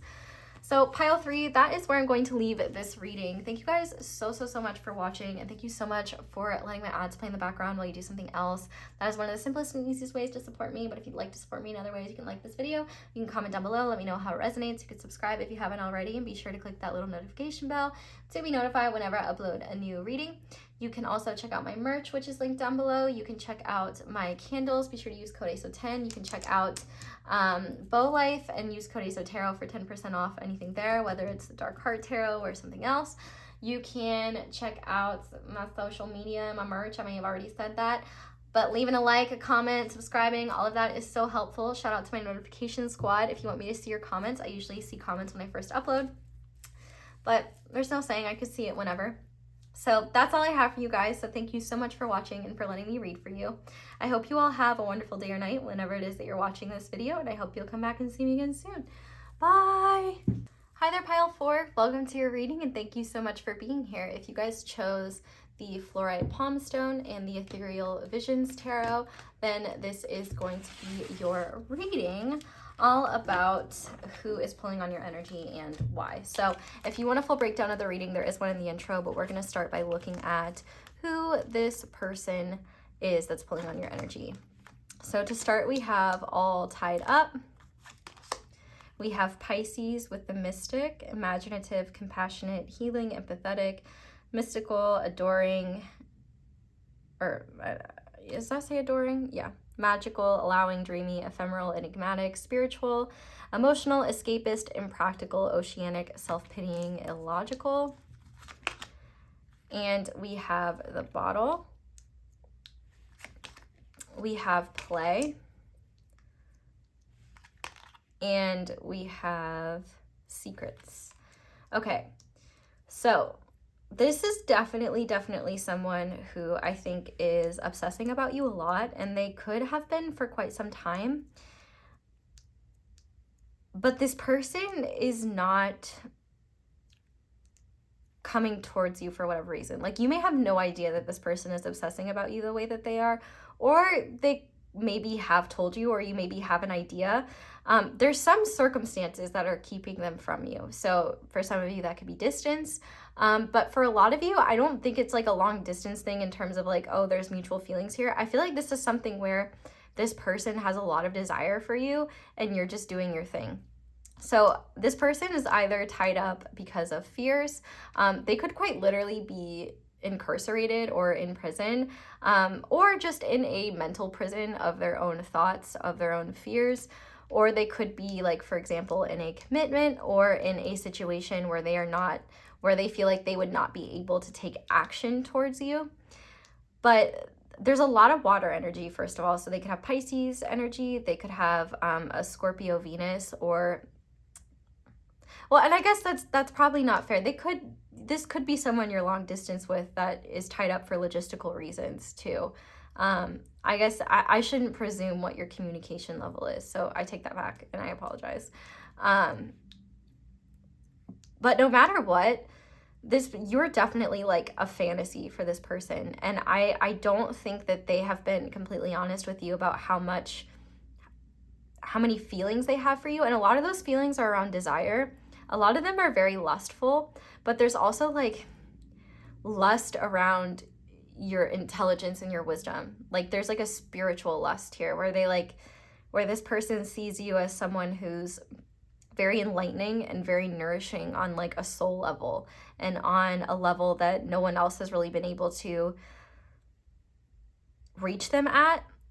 And so for some of you, you could be communicating with this person and like maybe you're seeing one another, but like if that's the case, like I wouldn't be shocked if this is like long distance, because they're like, for example, tied up with something, or they're like, for example, maybe they are in another relationship or they're in a commitment, and so they are not able to express those desires because that would be wrong. I'm not here to make moral judgments. I'm here to express their thinking. But this could also just be that maybe you and this person haven't talked for a long time, or maybe the last time you talked there was a sort of falling out. But this person has like a lot of desire for you, like a lot of desire for you. the fact that we have the bottle here, I feel like they're bottling up a lot of emotions for you. I feel like there's something about your energy that scares them, and maybe it's because it's kind of a polarity of like, you could get to know me so intimately, and because you could get to know me so intimately, that scares the crap out of me, because I don't know if I want to know myself that intimately. The fact that we have play here, this is sacral chakra energy. And I definitely think that this person has a lot of like physical fantasies about you, or like they fantasize about you in general. Whatever is keeping them trapped, like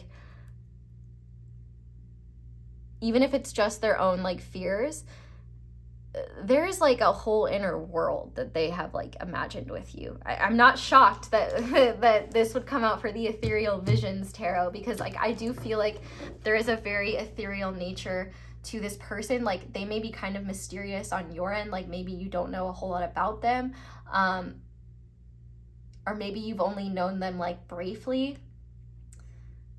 because it does seem like on the surface like maybe there was like banter or a hookup or like a casual flirtation, or if you're seeing one another like maybe, and it's like for example long distance, then like, you know, maybe there's like they're trying to keep up this like playful energy so that they don't reveal the intensity of their feelings and then like scare you away, for example, especially since they can't necessarily act on them.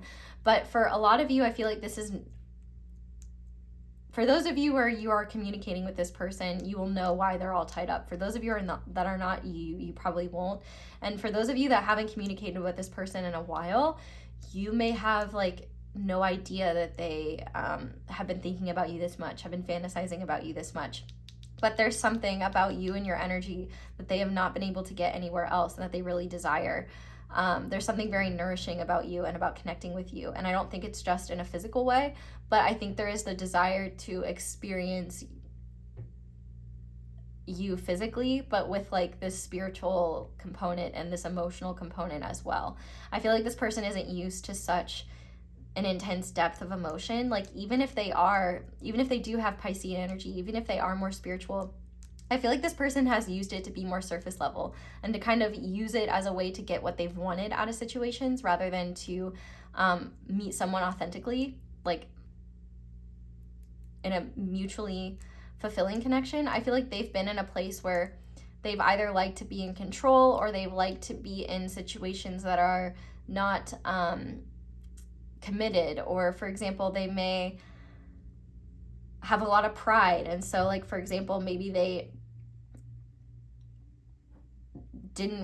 said they weren't interested in this connection, or communication just stopped happening between the two of you, and then you moved on with your life, and now they're like, oh my god, I can't stop thinking about this person, but either I can't reach out to them, or I am too proud to reach out to them. The fact that we have Venus and Scorpio with secrets, like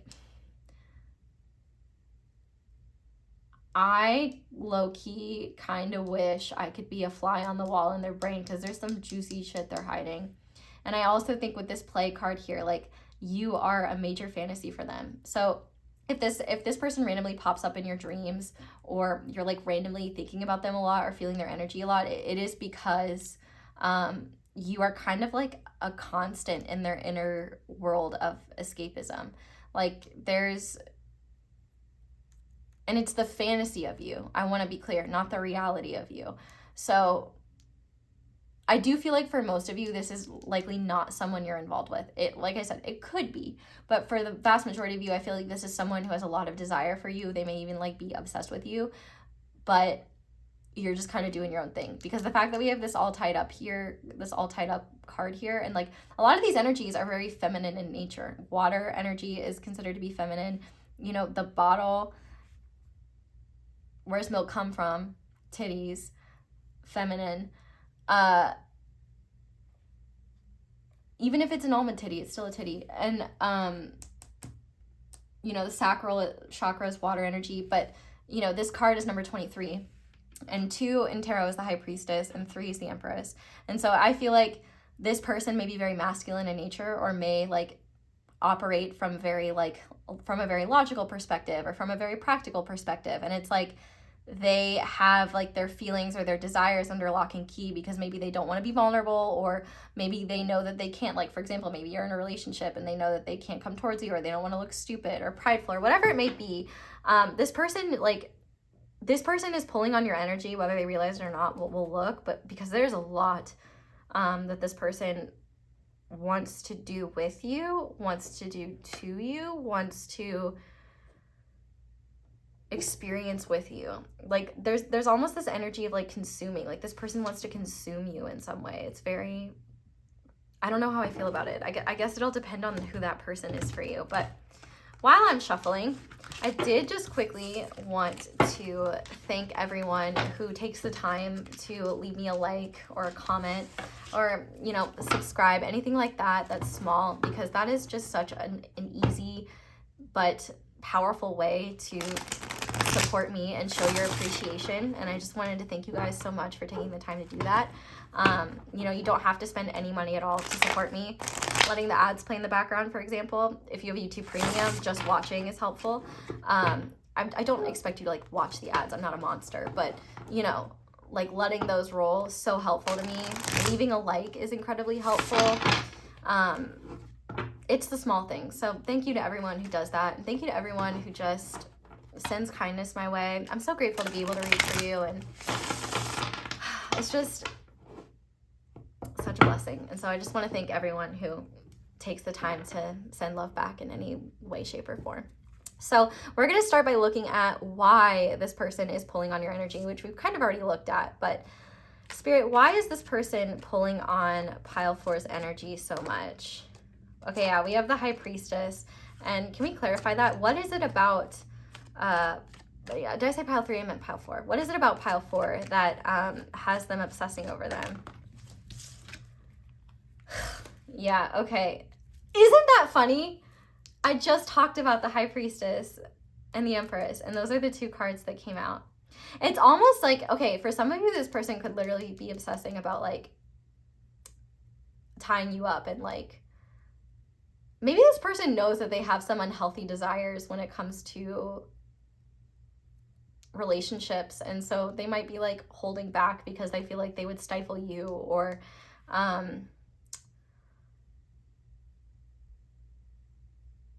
they may be afraid of being rejected from someone like you. But I mean, we have the High Priestess and the Empress here. Why are they pulling on your energy? Either because they are obsessed with you, or they are obsessed with your energy in a way that they cannot let go of. I mean, it seems like you're either ultra feminine, or you help them tap into their feminine side in a way that they have never been able to do so. They see you as very physically attractive, but also very intuitive. Like, I think you kind of scare the crap out of them because they may not know what you know or understand, and they may have just like so much desire for you that they're afraid to express because they're like, they may feel like they're not worthy, or they may know they're not worthy in the sense of like they may not be able to give you what you deserve. But like with this Empress card being here, there's like so much beauty and attraction towards you. Like they definitely put you on a pedestal, and they definitely like one thing I just feel really called to say is that it feels like this person has very unhealthy viewpoints of relationships, where they may feel like they need to be like the dominant one, in terms of like they may have a hard time being with someone who's empowered. So like, for example, maybe they're afraid to come forward because they can't do the same crap that they've done with people in the past. Like, you're very significant. And for some of you, maybe this person rejected you, or maybe this person ghosted you, and they like are realizing, oh my God, like, I can't believe I like let this person get away, or I can't believe I like didn't go after this person. Like, I should have. But at the same time, I feel like they are building you up so much in their head. Like, not saying that you're not these energies. Like, I feel like this person is I want to say obsessing over you, not pulling on your energy. Your energy is being pulled upon because they can't stop obsessing over you. But they're like very intrigued by who you are. Like, you seem to be a very like intuitive, mystical, spiritual person, and I think that this person, there's that side to them, but they don't really get to express it. I feel like they benefit typically from being the most intuitive person in the room, but they don't use that to like feel and connect and understand people. They use that to be like, oh, okay, so this is how this person operates. Cool. I'm going to behave like XYZ to get what I want from them. Like, this person is more self-serving. And I wouldn't like diagnose them with anything, but I would say that this person is more selfish and has gotten away with being more selfish. And I feel like in your case, whatever occurred between the two of you, if you guys stopped talking, or if this person like rejected you, it was definitely because they either felt like they could not handle someone like you, that they didn't deserve someone like you, or they were not in a place to be with someone like you and like show up in the way you deserved. And so like out of respect, they backed off. But for others, it could have just been that for whatever reason, things didn't work out. Like, you know, they could be tied up literally in something else. Like, they could be in another relationship, so it's like you're off limits. Or you could be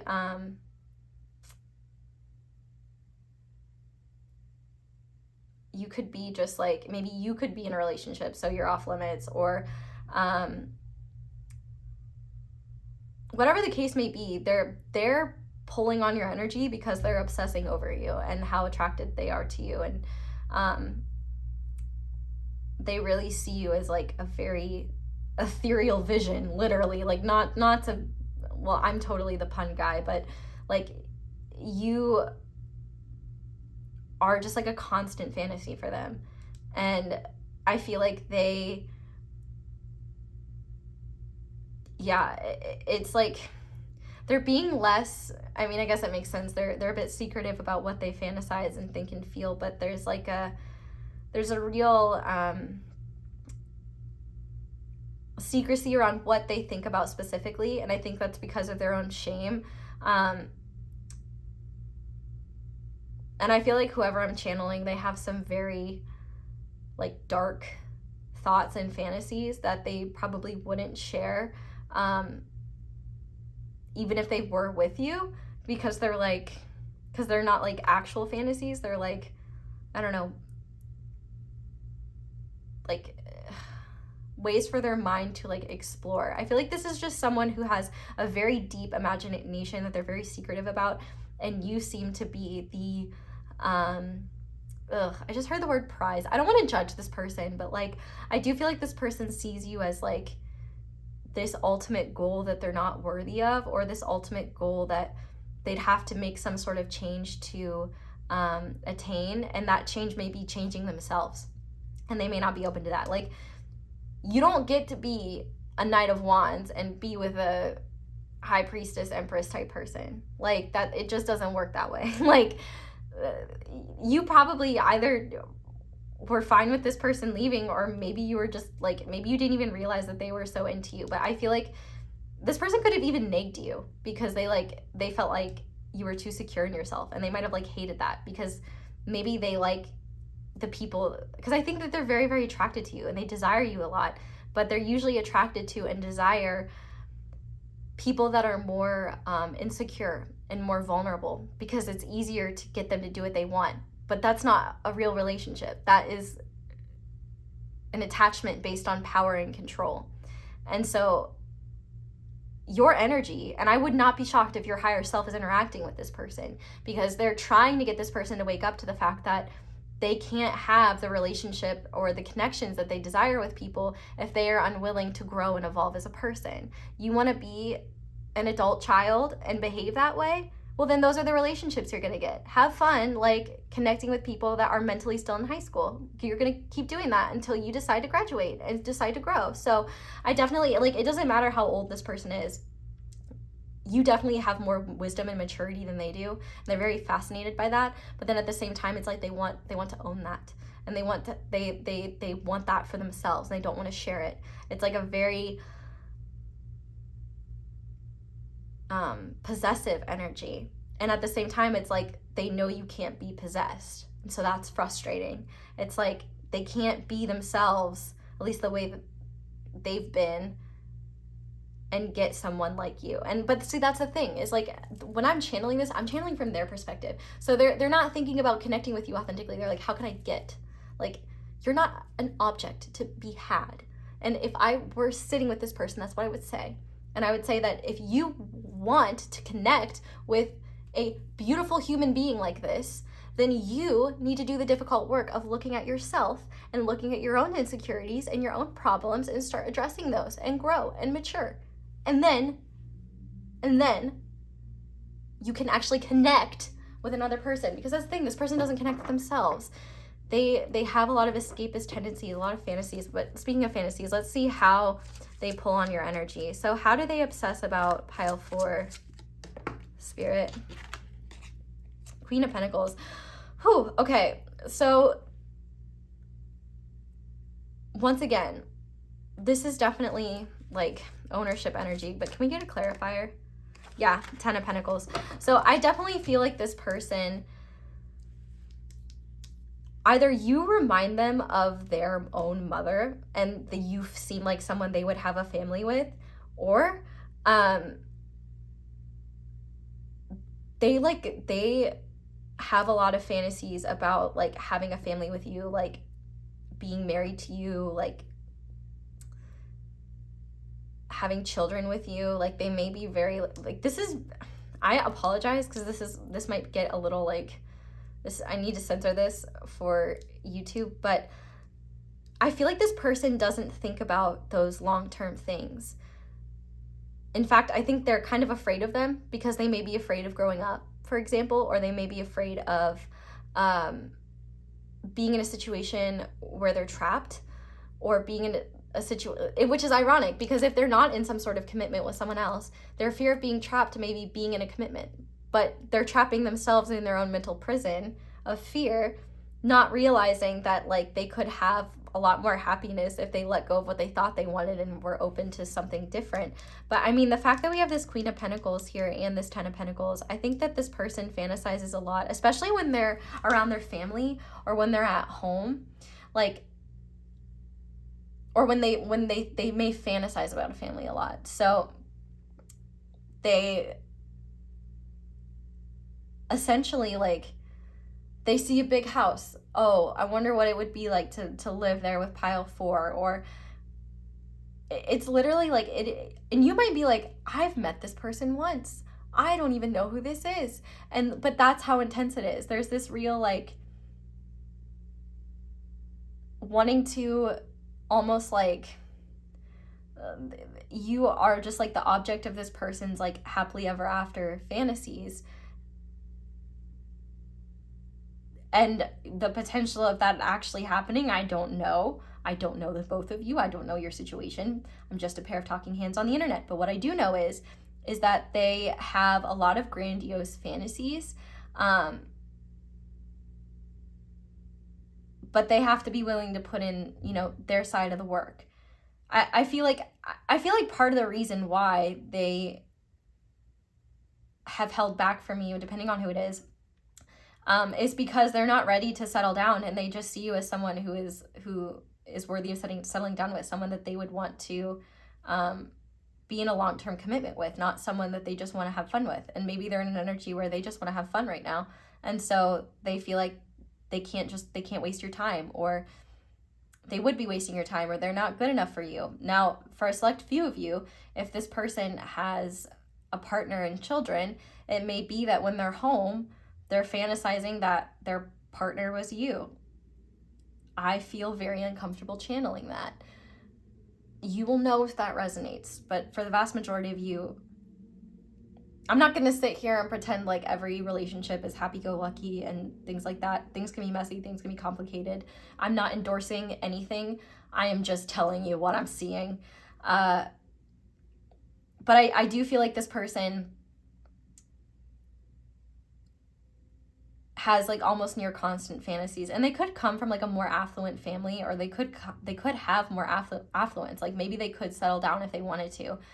But for example, it could be that if they want to like divorce from their partner, that would be like a financially very challenging thing. Or You know, when they think about opening themselves up to someone, they're afraid they wouldn't be able to live up to things.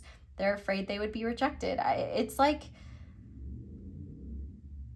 you are an obsession, I like, to this person. And it's, I'm a little like, I kind of just want to like pick you up and take you somewhere else and just be like, you stay away from pile 4 until you can behave. And pile 4 says it's okay. Like, I'm just a little like, I'm feeling a little protective, but I feel like that's because this person is feeling possessive, and like, I don't know the depth of your connection with them. So let's go ahead and see if they are going to reach out to you. So Spirit, is this person going to reach out to pile 4? 9 of Cups. Maybe. I think it depends upon a lot of factors. The main one being, it will be a decision based on emotion. And it will likely happen during a time where they've had some sort of win for themselves. So like, for example, maybe they do have a desire to be in a more committed connection with you, but they don't have a pot to piss in, and like, they need to build themselves up first. And so it's like, yeah, they'll reach out to you once they're satisfied with their career. Or they may have a desire for you to reach out to them so that they don't have to, which we'll look at that. But I feel like with the 9 of Cups here, are they going to reach out? I think they will, if something that they want to happen does happen. Can we clarify this 9 of Cups, please? What is this 9 of Cups about? Are they going to reach out to pile 4? We have the 3 of Wands, so it's something related to the future. It's like something needs to happen in the future, and then once that happens, then they can reach out if they want to. This is very much like, I'm gonna do this on my own time, in my own way, if I feel like I want to. It's definitely like, I feel like they have the desire to reach out to you now, but I feel like there's the fear of looking stupid, the fear of being rejected, the fear of facing themselves. And I also think this person has like personal goals that they need to work on. And it could be too, for those of you where this isn't like, if this is a more emotionally healthy person that you mutually communicate with, then I would say that like, they continue to plan on reaching out to you, but only when they have the time and space to, and that they are visualizing a future. But like, I mean, this person, no matter what, you're gonna be picking up on them energetically. We can look at how to stop that if you don't want that, but they are definitely like looking at, like, they are continuing to picture a future with you, and so they will be continuing to pull on your energy. But it's like they want to be in a position of more power when they reach out to you. So whether that's because like they don't feel good enough yet, or whatever it may be, like, you know, this person may recognize that they're just too self-serving right now to be able to do anything else. So the potential for them to reach out, like, there's no time limit necessarily, but I feel like if and when they do reach out, the only reason they wouldn't reach out, I feel like at this point, is either because you are unavailable in some way and they don't want to be disrespectful, or they are in a spiral of self-pity and destruction and darkness, and so they literally cannot vibe high enough to interact with someone like you. Like, when you're not aligned with someone, when you guys are not in the same vibrations, like, I know that sounds crazy, but like, especially when it comes to like romantic connections, energy is always seeking to balance itself, especially through connection. So if this person is not meeting you with where you're at, they would really only drag you down. So I feel like this person I feel like that it may be up to you to use discernment with this person if they do reach out to you, but I feel like they would reach out to you right now if they could. Like, in a perfect world, in their fantasies, it's not even about reaching out to you. They already have you. You're already theirs. And like, see, I'm even saying that, like, and I feel this like pulling in my sacral chakra. There's this attachment to a future with you that makes them really uncomfortable for some, and for others, they just feel like they're not good enough for it yet. But depending on their own journey and how they evolve, for some of you, it's only a matter of time. For others, maybe. It's like it's gonna depend a lot on their emotional state. They will definitely be in some sort of place where they've had some sort of win that is so wonderful to them that they wouldn't care being rejected by you, or being rejected by you would not be the end of the world because they've achieved this thing or they have this thing. So whatever that may be for them. But I definitely think they are not going to stop anytime soon, like picturing a future with you. And I feel like too, they may reach out to you to see you in person. Like they may just really want to see you in person in some sort of way. So they may reach out to like make plans, and they want those plans to happen like very particularly. This person is quite particular. But let's see what would happen if you reached out to them. So Spirit, what would happen if pile 4 reached out to this person?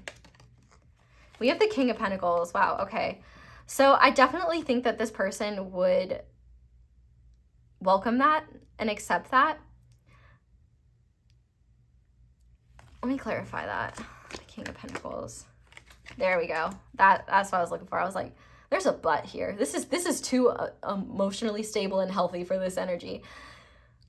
This person will accept you reaching out to them, but I definitely think they're going to have walls up, and they may even act like they're not interested in you because they don't want to reveal their master plan. Like it's a very like I'm a little bit perturbed by how much of a long game this person plays. And the thing with the King of Pentacles is he is damn patient, and I feel like this person will definitely hold back on fully opening up to you until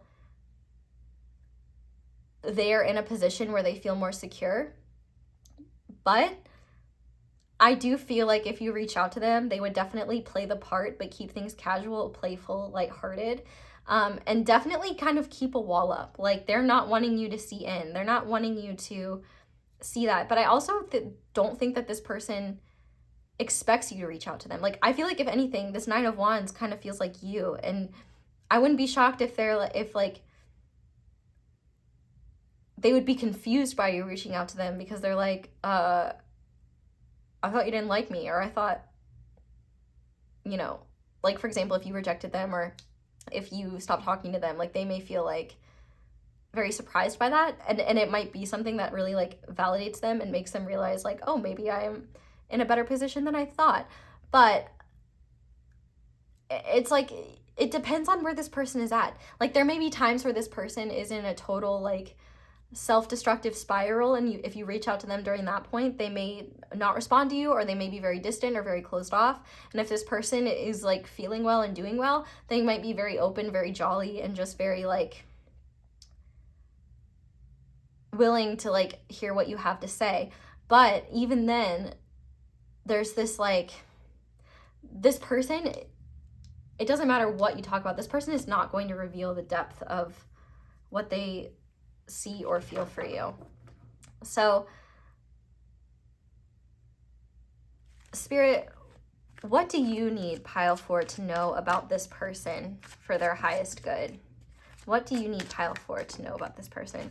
Okay, we have the 3 of Cups. Let's clarify that. Can you clarify the 3 of Cups, please? The Lovers. Okay. And one more, just to be safe. We have the King of Swords. So, and Strength on the back of the deck. Okay. So this person definitely prefers lighthearted connections or prefers non-committal situations. The feelings that they have for you have definitely changed that, but you're really being encouraged to be as logical and practical as you can with this person. They have this energy about them where their energy can be very seductive, and they have a silver tongue. So they have a lot of charisma. And I feel like this person isn't interacting with you because they may be tempted to get what they want. I feel like this person could be a fun time or a long time or something long term if that's something you truly want. But this person has a really strong ego, and this person needs to be willing to grow and evolve. And it's really important to look at this person from a place of empowerment where if they're not able to live up to your standards, if their actions don't match their words, don't listen to them. I don't feel like it's my role to tell you what to do or not do with someone, but I do feel like your guides want you to know, like, for example, if you felt a connection with this person and then let's say they rejected you and you felt very confused by that, it definitely wasn't because they weren't into you. It was definitely because they were not ready to give up a more Dionysian type of lifestyle. And I also think there could be an ego attached to getting a lot of like partners or just keeping things casual and non-committal. I do think there is a strong connection here for a reason, and I do think that there is a potential for something here, and I feel like that's what your guides are saying. Like if you both are choosing this, like that could be something like worth exploring. But like I feel like this is very much a situation that will come to your doorstep and you don't really have to take much action, but it is I feel like this person could come on very strongly or very intensely. And so it's very, very important to be thinking with your head and not, like, I feel like this person just knows how to say all the right things. And this person doesn't want to do that to you. They do that to other people. And they may have done that to you with the same intention of like, oh, they're just another person to have fun with. And then the intensity of the situation came about and they're like, oh, no, what is this? But as long as, really honestly, if the situation is meant to come around, it will. But the best case scenario on your end is like, one, protect yourself in the sense of like,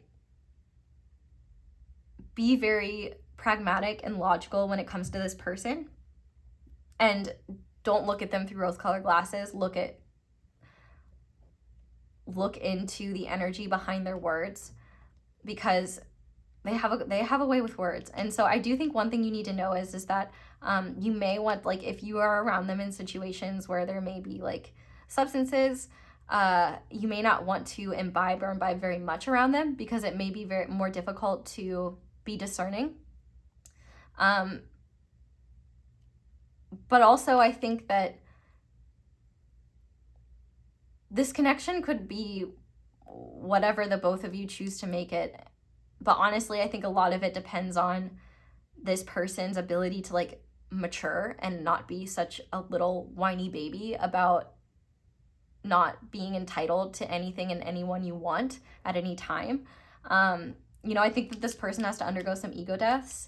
But I feel like if you felt like there was something more between you and this person and they ghosted you, or they said like they weren't interested, I feel like that was literally because they weren't interested in the type of connection that they know they would have with you, not that they weren't interested in you. And I think that like that deeper connection scared them. But I just want to see, because I'm curious and I'd be nosy, what are they fantasizing about in regards, or like obsessing about in regards to pile 4, Spirit? Yeah, oh, the 6 of Cups. Can we get one more? The 7 of Pentacles and the 8 of Pentacles. It's like, I think there's a lot of things. I think that, first of all, they fantasize just about reuniting with you. I feel like you have an ability to put this person into their inner child, or like you have a connection to your own inner child that they really fantasize about. I feel like they obsess about like working and improving themselves.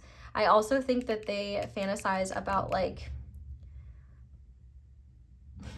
I just keep hearing this like phrase in my head, like I'm working hard. Oh my god, it's a Justin Bieber. It's a video of Justin Bieber when he was like young and he's like typing on a computer and he's like, hey, oh, I'm just working hard so I can please you. And oh my god, Justin literally has the same like haircut as these like little boys in this picture. So they may fantasize, one, about like having children with you, or fantasize about just like a romantically fulfilling connection with you. But I also think that there's like, I'm kind of angry at this person's higher self, because there's so much intense energy, and they're like, nah, you're gonna have to work for it more than that. Like, I'm not gonna give you a whole lot. Just know that they think about you a lot when they're working, and they also think a lot about, like, even if you only spent like one night with this person, they like reflect on you all the time, and they like think about you. And I think that there's just this fantasy about building something more substantial with you, but they have to be in the energy to do that, and have to be confident enough to do that. And I also think they're not gonna let me into their own fantasy world. It takes more work than that, and I don't have the energy to do that. And I think honestly, there are some things that are just better left unsaid. So we're going to move on to your guidance now, and what we are going to look at. I'm going to start by looking at what guidance Spirit has when it comes to this person in general. So Spirit, what guidance do you have for pile 4 when it comes to this person in general? What is action that would be aligned with their highest good? Okay, we have Blossom with Judgment. So I feel like you're being asked to, like, if there was weirdness between you and this person or anything like that, I feel like you're being asked to let go of, like, especially if this person rejected you, because this person did not reject you because there was something wrong with you. This person rejected you because they knew that they could not give you what you deserved. But I feel like Spirit is really just asking you in general and in your life to just be open-minded about what could come towards you without letting go of your own discernment and without letting go of your own path and what you want and desire. I also feel like this Judgment card, there could be a transformation where this person comes towards you, and it's entirely up to you what you do with that.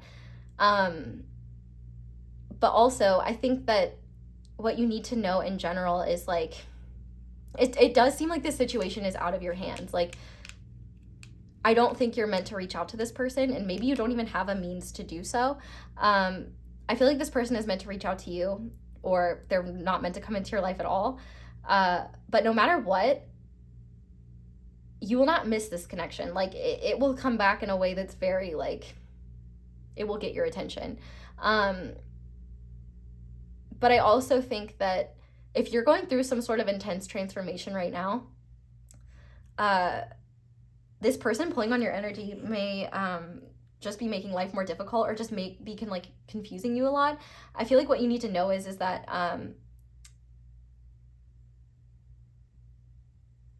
it's you just picking up on that. Like, unless you are obsessing about this person, then it would be mutual. But I feel like more than anything with this Blossom card, anything that is meant to grow and blossom will.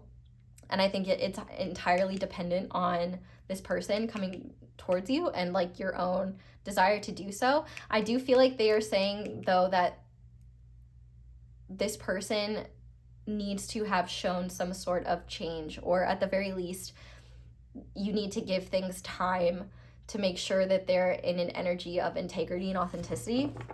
But let's see, if this person does reach out to pile 4, okay, I was gonna ask what you should do, and we have this 3 of Cups here. So I definitely think that treating them as a friend is the best, and, like, just, you know, being your kind, compassionate self is the best thing that you can do. Because if this person is meant to give you more, then they will be the ones to step up and do that. They will make that choice. But I think for you, it's also going to be healthier if you just get to know this person as they are.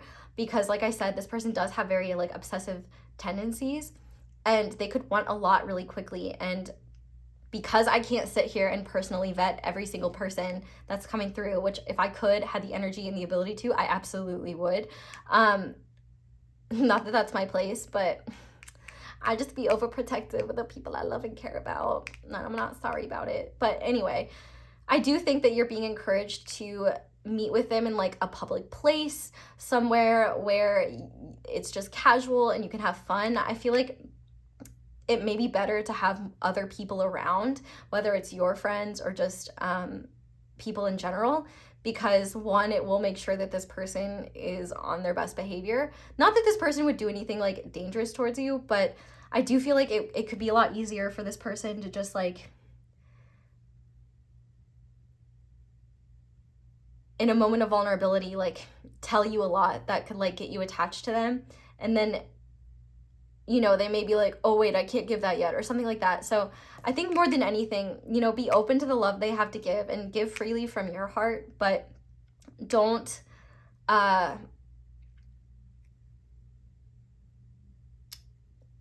make your decision based upon like initial feelings.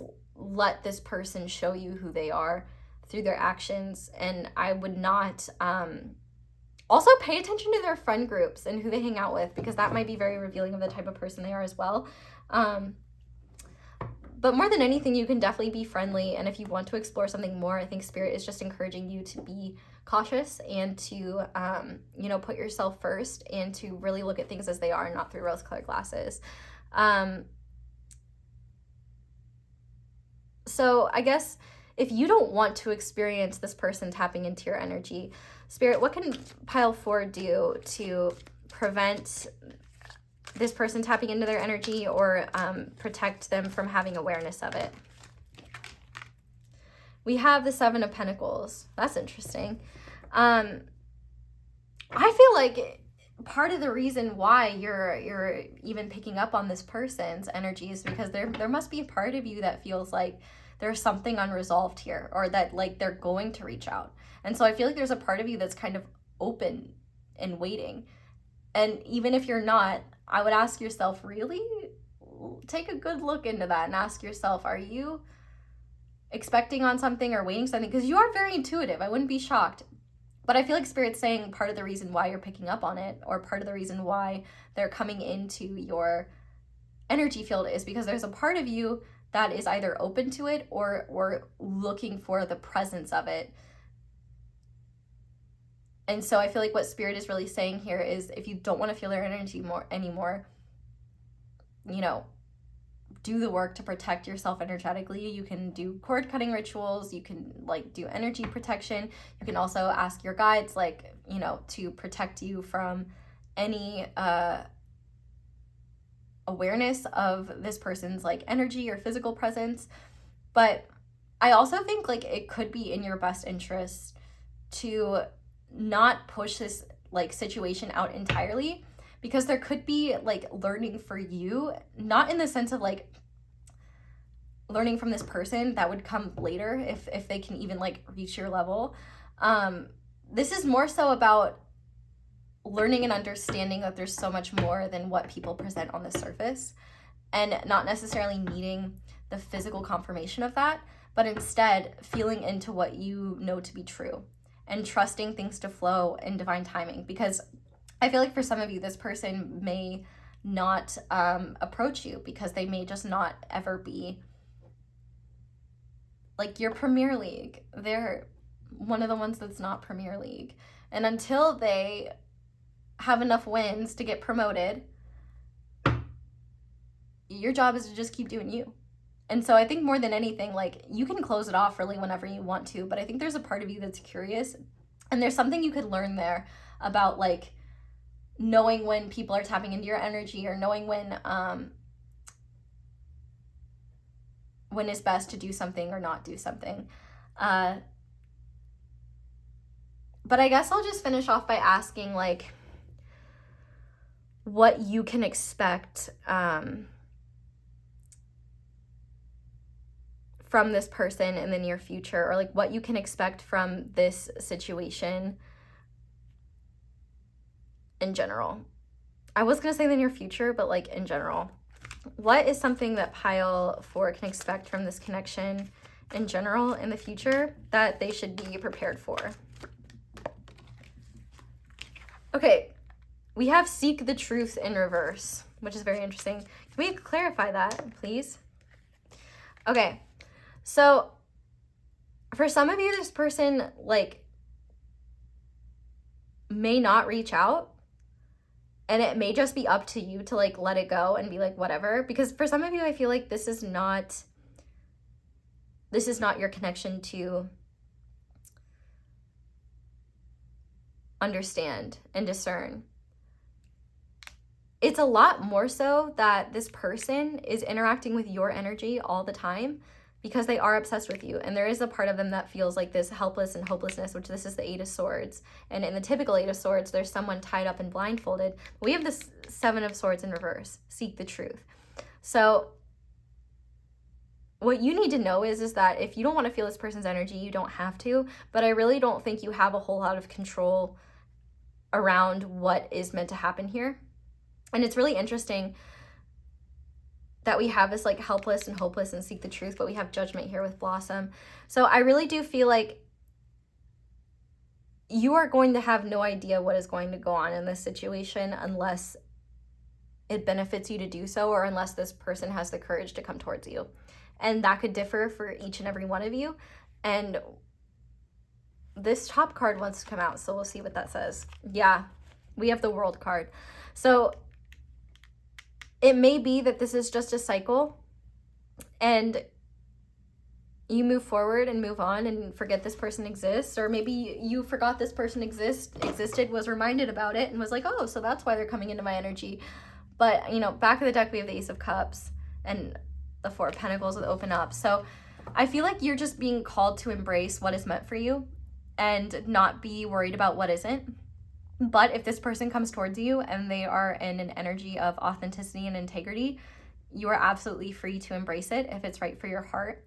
But I do think that there's going to be a frustrating element of this person where they do not tell the full truth of things. It's important that they are a King of Pentacles and not like a King of Swords, because they need to be in a grounded energy where their actions speak the truth for them. But I really do feel like you're being encouraged to just continue growing and evolving and embracing what comes to you, what's aligned with you, because no matter what, there's definitely love coming into your life. And I don't just mean like romantic love, but like love of all types. And really the reason why this person is so obsessed with you is because you're so full of life, so full of love, so intuitive, so aware. You embody all the things that this person is not connected to within themselves. And either this person is meant to learn that through you and with you, and you'll know if that's the case, or if not, you are just a mirror for them to recognize that there's a lot of elements of them that they have not addressed, and that's not your problem. Really, I mean, honestly, you can just kind of sit back, and if you want to check into this situation or look at it and be entertained, you can. But also, this is a lot about a person either needing to do the absolute most and grow as a person in order to actually be able to have a genuine shot with you, or it is someone that is going to continue to use you as a masochistic fantasy where they torture themselves with the fact that they're not good enough and then use that as justification to make more self-destructive decisions and to continue to cycle down a path of self-loathing and poor behavior. And it's their choice. Ultimately, you're gonna be good. It's up to this person. And as I cut the deck, we have love here, which is the Lovers. So no matter what, you gonna get some beautiful love. It may not be from this person, but it is gonna be from someone, like if you're not with them yet. But pile 4. I'm so sorry if this reading was confusing. I was a little confused. This person's energy is pretty elusive, so I hope that resonated. Definitely feel free to let me know who this person is, but thank you guys so much for watching, and thank you so much for letting my ads play in the background, because that's one of the simplest and easiest ways to support me. But if you'd like to support me in other ways, you can like this video, you can comment down below, let me know how it resonates. You can subscribe if you haven't already, and be sure to click that little notification bell to be notified whenever I upload a new reading. You can also check out my candles. Be sure to use code ASO10 for 10% off. You can check out anything from Bow Life, Vanessa Samaina's company, and use code ASO Tarot for 10% off. You can check out my merch. You can check out my social media. But yeah, that's all I have for you guys. So thank you so much for watching and for being here and for liking and subscribing and commenting and doing all those things. I hope you all have a wonderful day or night whenever it is that you're watching this video, and I hope you'll come back and see me again soon. Bye!